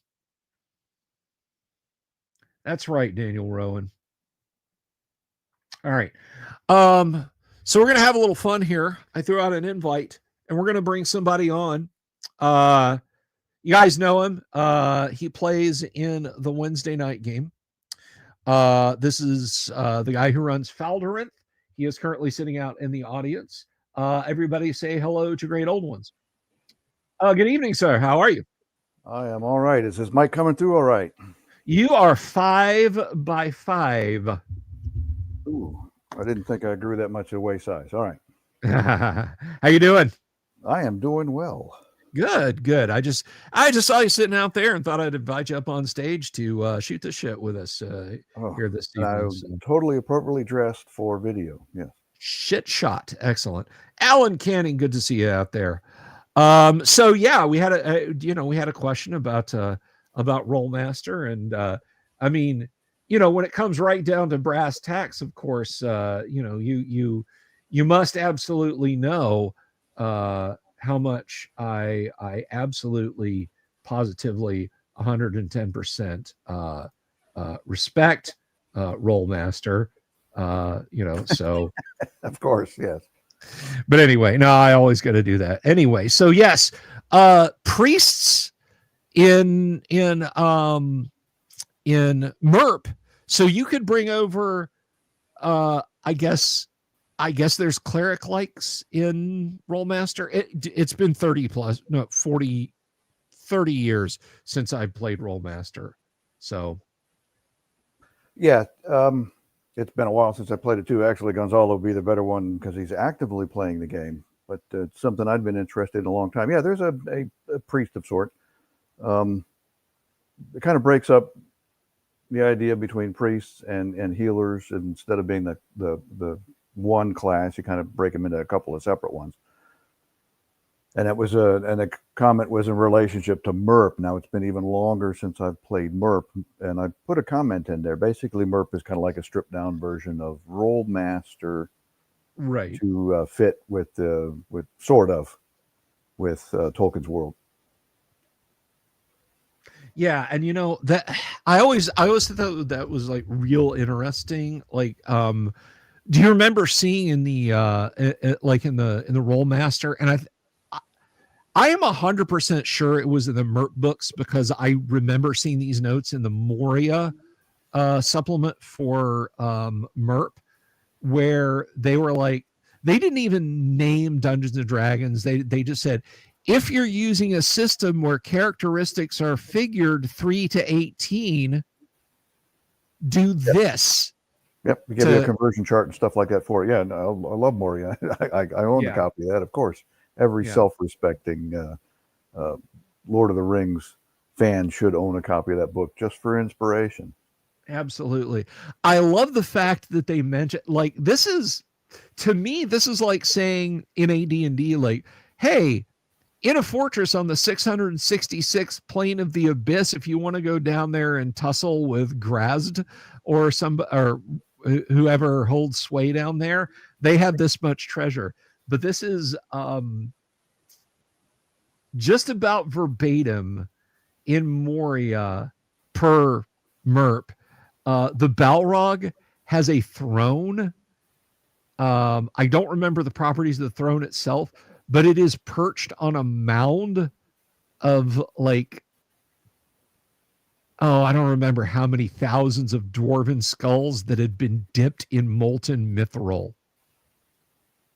But he had a source for both. You'd have to go all the way to basically, again, it's like saying, hey, on the 666 plane of the abyss in AD&D, there's this. It's not like the characters are ever going to go like, yeah, we kicked the Balrog's ass and then we found 10,000 dwarf skulls that have been dipped in mithril, so we're set. I love it when they do things like that. To me, that's like, do you ever play Doom? Like the classic Doom? Yes. Yeah. Doom 2, if you do, like back in the day, back in the 90s, I didn't even know there were no clip cheats and stuff like that. So when somebody finally told me that you could clip behind the icon of sin and there's Romero's head on a stake, like that just blew my mind. I was like, oh my God. That's kind of what that's like. The kind of Easter eggs kind of thing you put in there. No, yeah, they put that in there, knowing full well nobody's really ever going to make it that far. Balrog is far too powerful for most characters, certainly. Yeah, I mean the Balrog is basically anti Gandalf, and he's. Well, if you read the books, it's kind of like he got really lucky to beat the Balrog as much as anything because of the level of power. Yeah. Well, I mean, the Balrog was fleeing from him, which is why he got to Zirak Zigil when he did, the uttermost peak when the Balrog leapt out. The Balrog, I think, when he was, is it Gandalf referred to him as he became a thing of slime that clutched at me. Or grappled me. But the Balrog fled from him and ran up. But when he got into the sun, then he was kind of back. He was afraid of what Gandalf was and what he stood for. Yeah. But I think probably the sunlight, I mean, Gandalf flat out says when he threatens the Balrog is, I have the power of the sun. This ring represents the power of the sun itself, the undying sun. So that a probably lot of it was his help from the ring that he wore too. Odd Scimitar Gaming's got a great question in there. All right, let's throw this up on the screen. So you're running a game of OD&D set. I've done it before. And yes, Miles Big, yes. Miles is an understatement. Basically do a wilderness map and then just say there's caves over it. I'm not kidding. It is not a dungeon. The Moria is an overland map in a cave. That's how big of a space we're talking about. Moria had multiple boroughs in it, not BURROWS, but boroughs like a borough of a city. Right, it's a huge underground city for the dwarves, and we need to treat it as such. Yeah, it's not really a dungeon. It's a big, huge city adventure that's just now full of orcs and other nameless things that gnaw at the roots of the earth. Yeah. Yes, very much so. And I love that nod to creepy horror that Tolkien put in there. And the fact that Gandalf openly admitted to the three of them, to Gimli, Legolas, and Aragorn, that there are things that exist in the world that maybe not even Eru is fully cognizant of just how bad they are. That just kind of gives me a thrill. I just love that. Well, yeah, it's the amount of power that he had given Melkor, Morgoth, to corrupt things, probably created a lot of things that Eru may not have been fully aware of. Absolutely. Yeah. And this is Tolkien did mention vampires and werewolves. He also mentioned now you can I want your take on this since we're having this conversation. Goo is do you? This is going to seem like a strange question, but when I follow it up, I think you'll understand what I'm saying. I will not role play the bard for your little. Damn it. I gotta send a letdown Rephrase that email. question. Yeah. I gotta send a letdown email to Doomsword then. Um, and then Crinit says, great old ones. Crinit says, no. Do you consider The Hobbit fully 100% canon? And here's why I ask. Bilbo talks about going to the fighting the wereworms of the endless desert. Now he's referring, when he says worms, as dragons, Right. not. So do you think that ground for fishing? Yeah. That do you think that is a thing? Do you think that's Bilbo just citing a piece of doggerel, or do you think that's just a non-canonical thing that Tolkien did not prune out of the book? What is your take on it? Well, it could be like anything else. It could be just a legend, based on something that may have actually been real, and then the legend just grow and stuff over time and in the telling. That could be a possibility. But he based a lot of his later stuff on the story he told in The Hobbit, and just like any other author, he tweaked and changed and things that went along. So yeah, they're canon, but maybe not in the form as exactly described by Bilbo. It's a legend that kind of grew out of. Sure. And I mean, what comes down to the hobbits in the end, knowledge-wise? I mean, they're basically off in fantasy West Midlands at that point. So what they hear from things that are further east than the ruins of Gondolin is probably not there's gonna be a lot of Chinese telephone that's gone on there. Yes. But this is a great comment here. Golf was canonical, so why not? Golf was canonical. Yes. But anyway, so Bull Roar took. Yeah, Bull Roar took, that's right.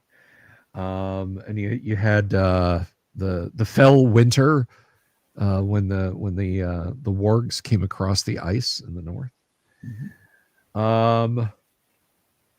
But hey, I mean, any other questions out there while we got a guy who probably knows MERP and Rollmaster better than I do?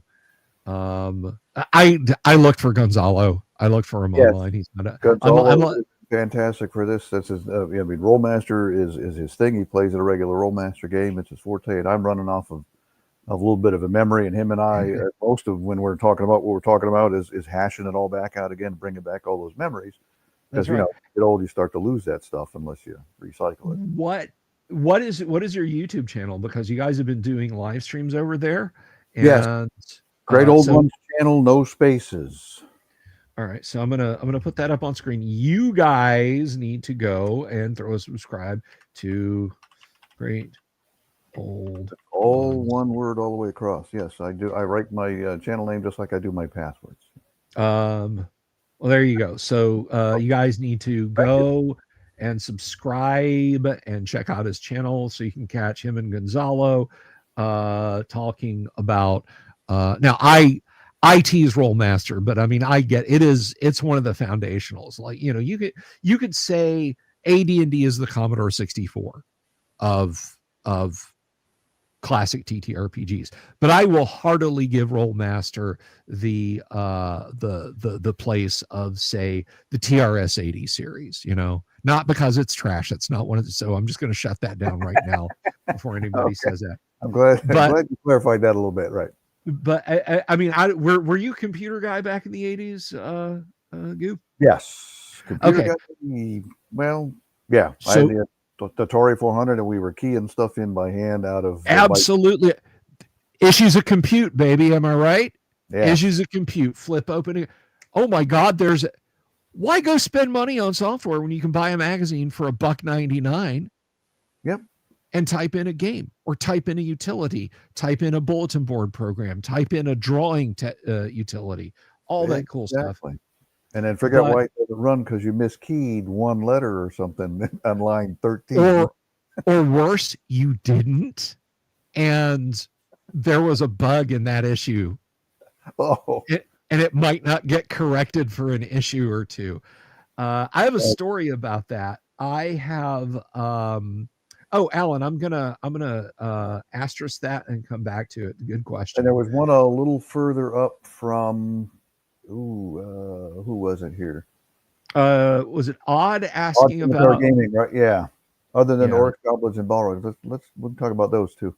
Sure, we'll come back to those in a second because I want to wax about computer nostalgia for a second, but Orson Scott Card, that guy, used to write for Ahoy, which was a Commodore only computer mag, and I got so excited one day. I loved fantasy text adventures. They were just about the only way I could really scratch a D&D itch. And I remember he put one in an issue of Ahoy that he wrote called The Emerald Elephant. And I read the description and I was so hyped. I got that issue home. I spent hours keying that thing in because I hadn't taken typing classes yet. So it was two fingers, Hunt and peck. Yeah. Hunt and peck and hunt and peck. And I ran it and just it wouldn't work. It wouldn't work. I spent the longest. I kept going through my code and I was absolutely convinced I had put something in wrong, that I just couldn't. I wasn't smart enough to realize what I'd done wrong. And I was kind of disappointed and I gave up on it and just went on to other things. That popped off like a firework in my memory one day. And so I Googled that damn thing. I find a PDF archive of all issues of Ahoy, and I just start reading them for the nostalgia of the articles and stuff like that. 2 months later, they issued the bug fix lines.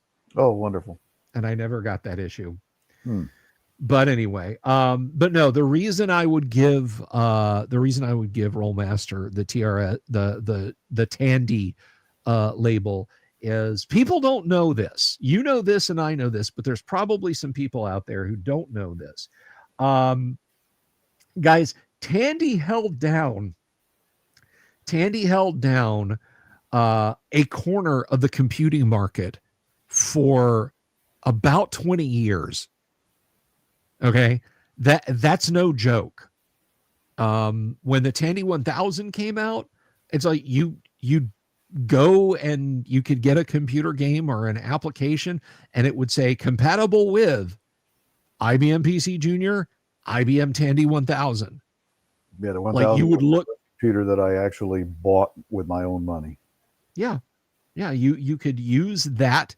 That is a standard. So it was not a joke. It was not a joke PC. There were lots of PC. The Spectra Video keyboard for the Atari 2600, that was a joke. The Mattel Aquarius, that was a joke.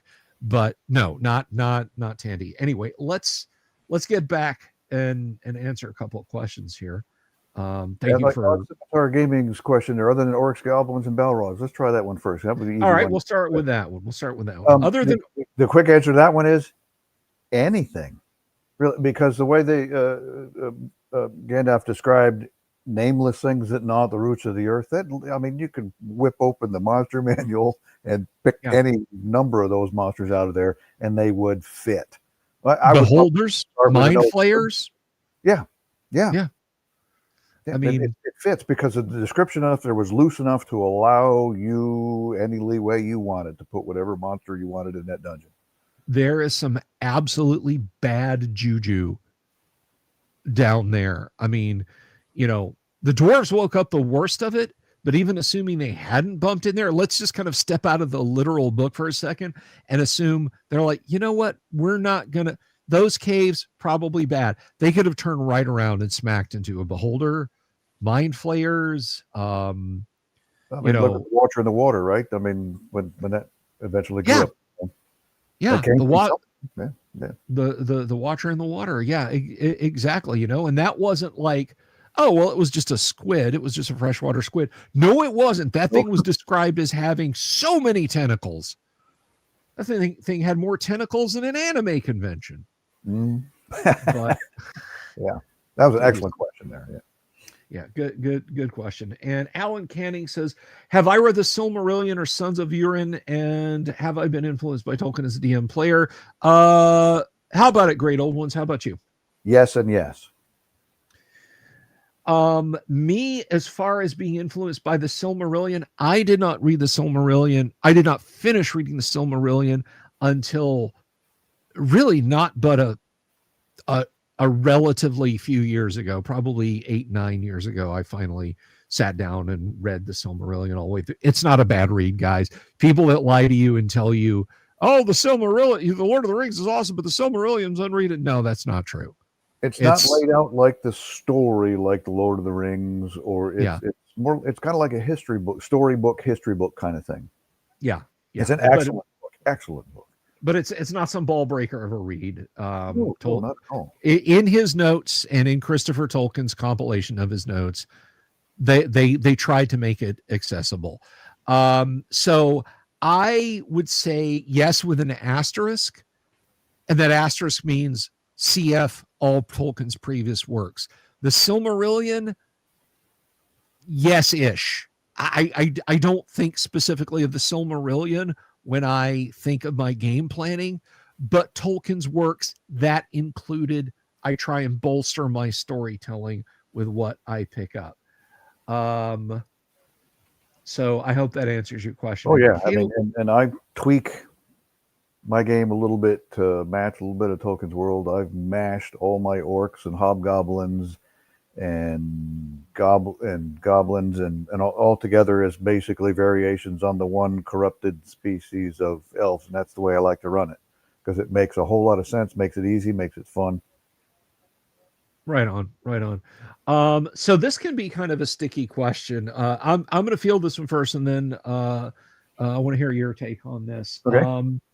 So tracking time in AD&D or really any old school game, how do you do it? If by time you mean segments, rounds, and turns, I mean, it's really simple. You just, I fight, the players fight. That's one round. Little chunks that happened in me fighting or the players fighting, those are segments. A turn is 10 minutes. And if you want to know how long a turn lasts, look at the maximum speed a party can move underground. If they've gone 90 feet, they've gone a turn. Then a turn has gone by.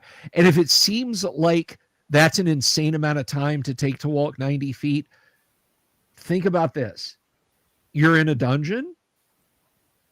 Literally anything, that little bit of shiny bone on the floor, that splinter of wood, that rusty bent piece of metal, any of that can be lethal. The party is taking their time carefully.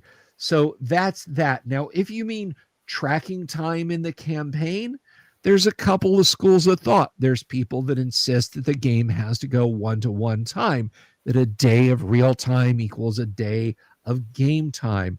That's a sticky argument. I'm not going to rehash it here, other than to say when it is convenient,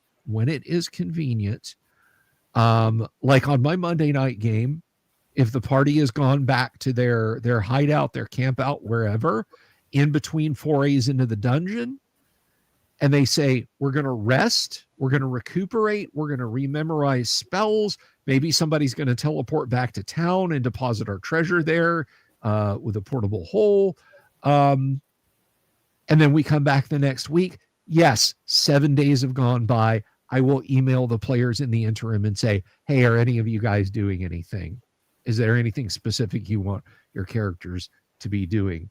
That, again, 1-to-1 time can get a little sticky, but that is generally how I handle it. And I'm going to be bold. I'm just going to flat out say it. That's how I think everyone should handle it. But how about you, great old ones? Once you get used to running that kind of stuff, that kind of thing kind of works itself out for you. But while you're getting started, while you're looking around and to like how to manage these things, there are a lot of tools out there you can download. People have made turn counter sheets and things like this that you could use to help, especially if you're missing things that are supposed to happen at certain turns and stuff. a nice little piece of paper that you're jotting notes down as you move through is a good way of tracking when things are supposed to go off. As far as campaign stuff, if you want to play 1-to-1 time, that's great. I buy a personal planner for my campaign, and I'm writing things down. If okay, I want the suit of armor made, you got to come back in a month to get it.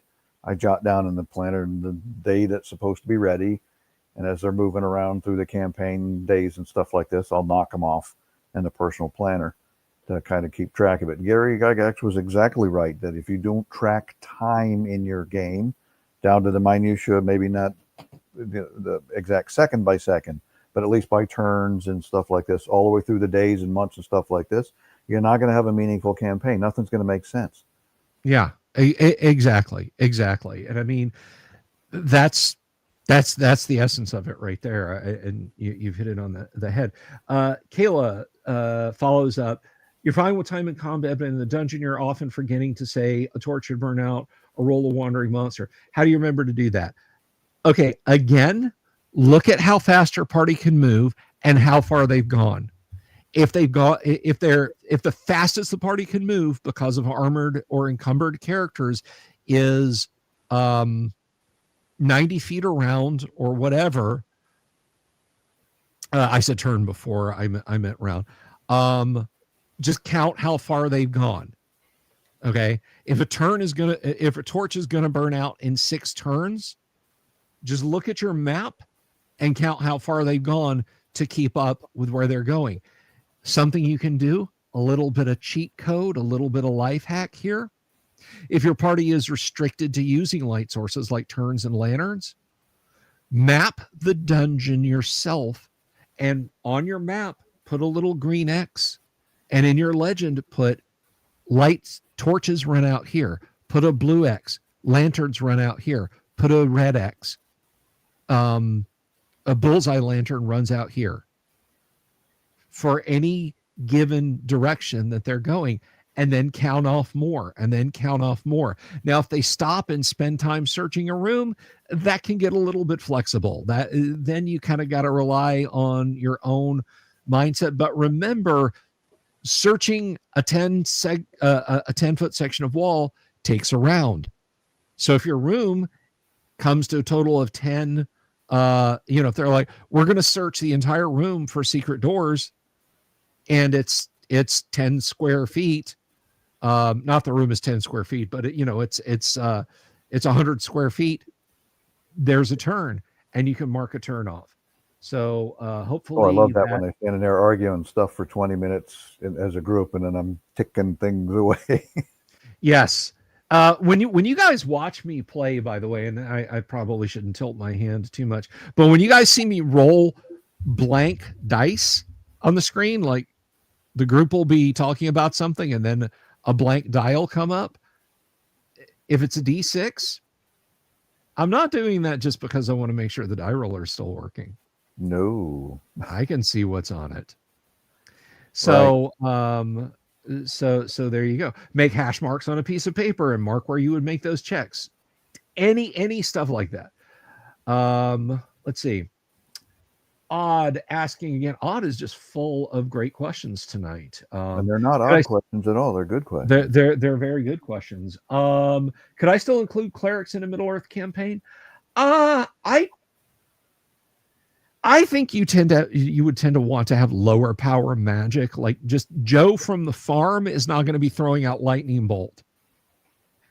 But I mean, as far as a cleric, everyone is a devotee of Heru, unless they're completely bent, like goblins, orcs, and what have you. I mean, you could make the argument that Elrond was a very powerful cleric.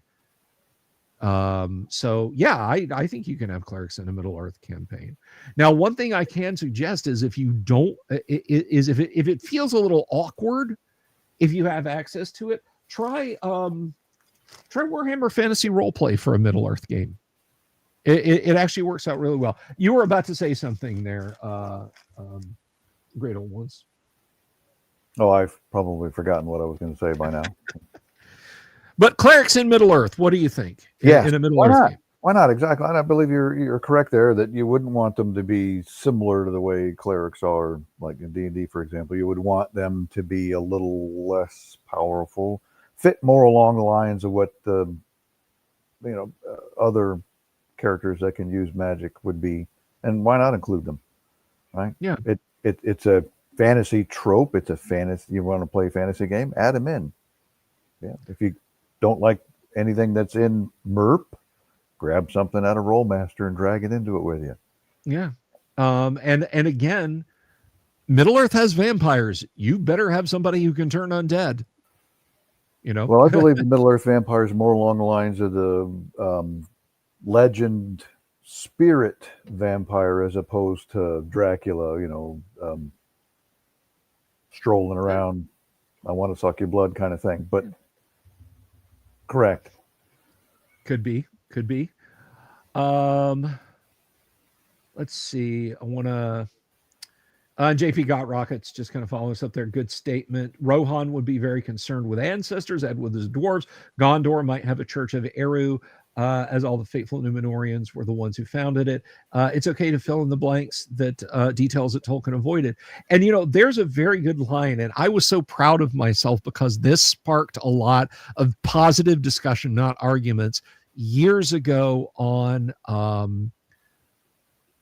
you might even still be able to. Well, no, because it was email discussion with myself and some others, but it was the One Ring.net, or maybe it wasn't the One Ring, maybe it was another big Tolkien fan site that's still going to this day, and there were people talking about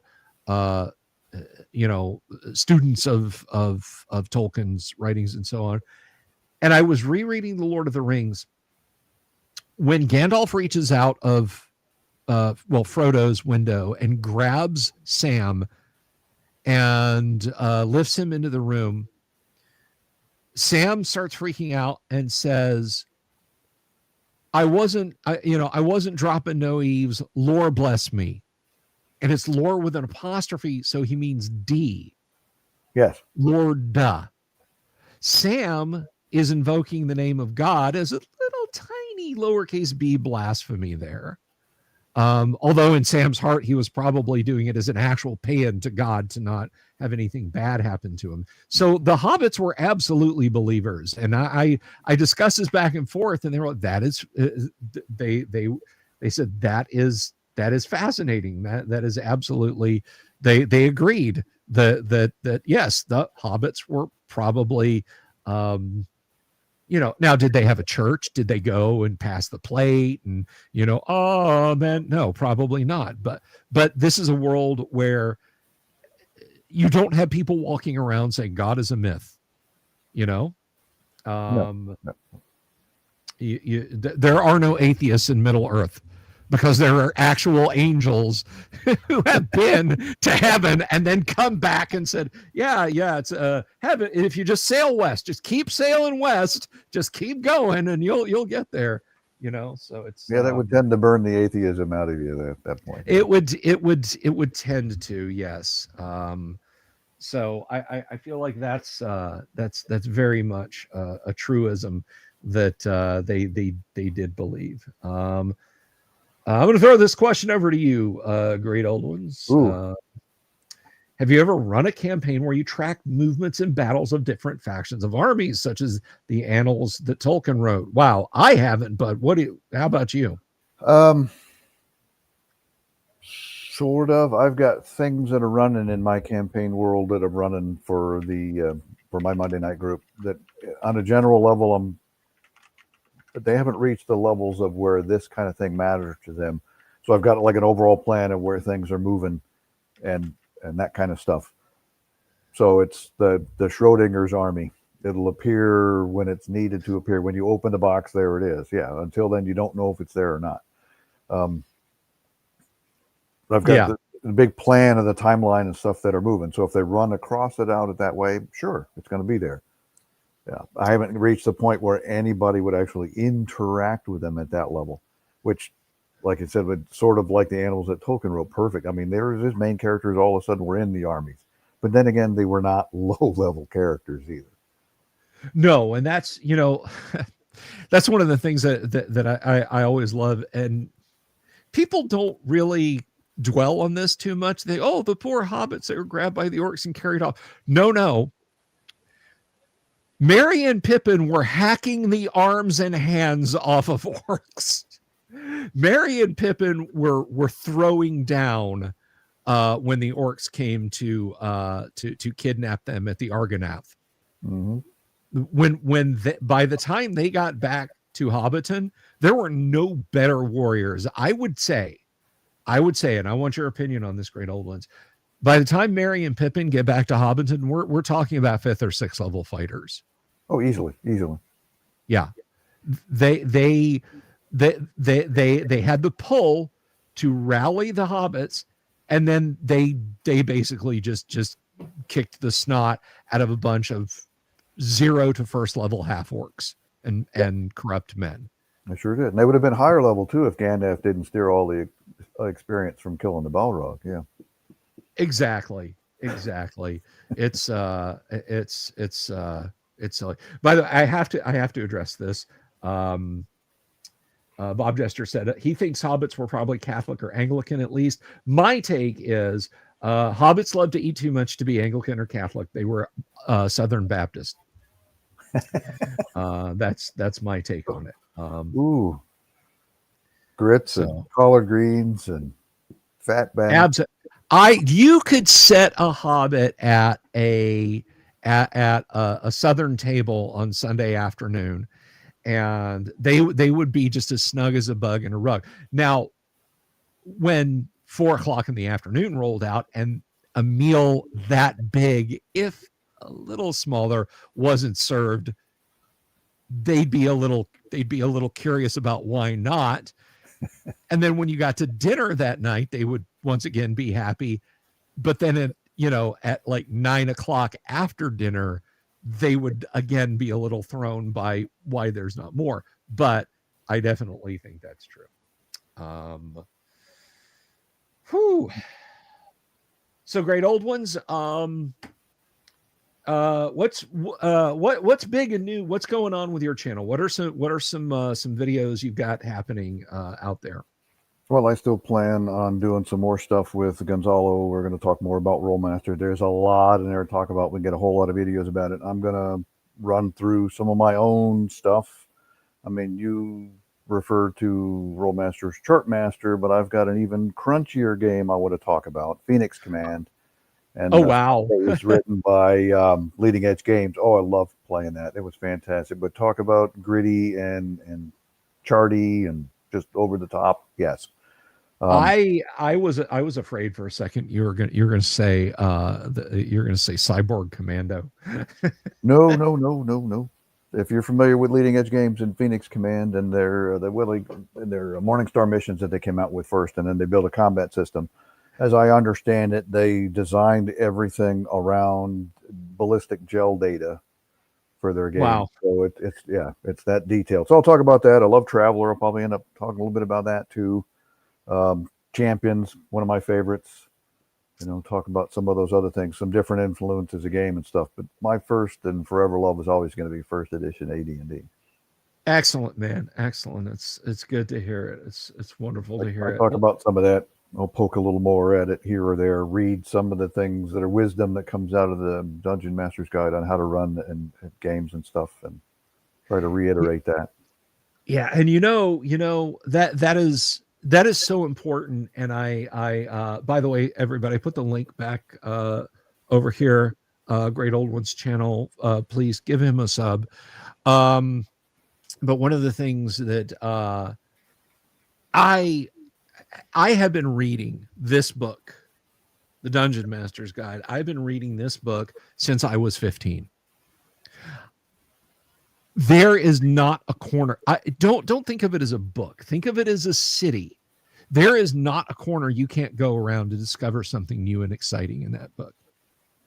There is so much good in the AD&D Dungeon Master's Guide, and I promise you, not you, Great Old Ones, but everyone out there, you don't know it all. Okay, there are things in there that you'll go, wait a minute, or you knew it, and then memory unlocks, and you're like, right, okay, yeah, and it will kick off a cascade of things that you had forgotten that you know. So it is it's essential reading. It is undeniably essential reading. I don't just think for AD&D players. I think anybody who wants to learn about good gamesmanship, period. That's just my 2 cents on it.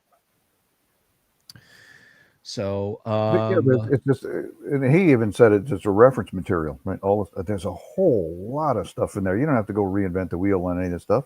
Flip around the book, you'll probably find what you were looking for. It's in there somewhere. Yeah. It is it is the book most often referenced when people say to me, yeah, I haven't played first edition, or even I haven't played any D&D in X number of years, but I absolutely have the first edition AD&D Dungeon Master's Guide, and I use it all the time in my, and then just the cascade of systems that people have told me they use that for. Vampire the Masquerade, even Traveler to a degree, because a chart's a chart. Encounters in a city street are encounters in a city street. Hero system, it doesn't matter if you're building a fantasy world, you're running a fantasy world. That book is essential. Saying I don't need that book is like saying I don't need flour in my kitchen. I don't need a hammer in my house. That book is foundational. But anyway, that is why on Tuesday night, Grimhammer, I'm not going to go through all this, but that is why on Tuesday night all the players will be playing Drow. So I'm just teasing. Oh, okay. So we're switching again. Yeah, we're going to whip out Unearthed Arcana and play the races that are included. No. Okay. Did you know I'm not letting anyone play anything that's not in the first edition AD&D Player's Handbook? Yeah, there's an ultimate YouTube short for you. Gary Gygax does say monster characters are possible, but they must be appropriately leveled for introduction. Mm-hmm. How do I feel about the Castles and Crusades game system? Castles and Crusades, I can't knock it too much because I think their hearts were in the right place. But at the end of the day, by the time I flipped the armor class back, gone to the AD&D save system and not using primes, I might as well just be playing AD&D. That's how I feel about Castles and Crusades. Great Old Ones. You want to sing us off stage here with your answer? I've got a copy of the book, and it's on my stack of things that I need to open up and read one day. That's about all I know of it so far. Yeah. Well, listen, man. Thank you for responding to the call. The beacons were lit. Rohan answered, and I can't thank you enough for being here. Please help yourself to some baklava and schnapps in the green room, won't you? Well, we kind of depleted you of that yesterday. Yeah. Oh, damn it. There's some Captain's wafers and some of that spreadable cheese in the little plastic. That's what that stuff was. Okay. I got it now. It didn't look suspicious, but it's good. Okay. There you go. All right. Well, I'll let you get out of here. Thank you very much, everybody. Subscribe to Great Old Ones. Thank you for coming on. Guys, I will be back tomorrow night. We've got some good stuff in store for you then. I want to thank again Great Old Ones for being here. And I want to thank all you guys, big ups, Grimhammer, Stephen Avery for being here for 5 months, and Hawk, Grimhammer and Hawk for the supers. I really do appreciate it. I appreciate all of you guys. Have an absolutely wonderful rest of your Thursday evening. Love you all. Mean it. And it may not have been mentioned in Tolkien, but I can guarantee to you, I'll mention it now. You best watch your asses for the dreaded owl bear. Peace. Good night. Love you all. Have you seen my owl bear?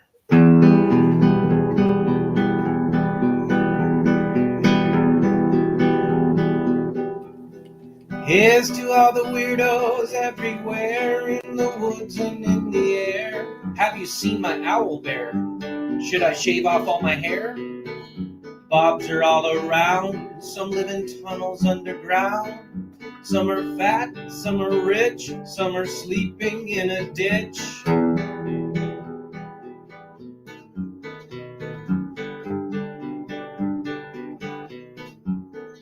Can you ride a crooked horse without a saddle way off course? Naked as a toad, all the way to Smoky Joe's. Have you seen the little creep driving fast in his little green Jeep? He smells like fish and brandy, but his rotten teeth look dandy. Take me to the show, I don't care if fast or slow. From action flicks to dancing dicks, just take me to the show.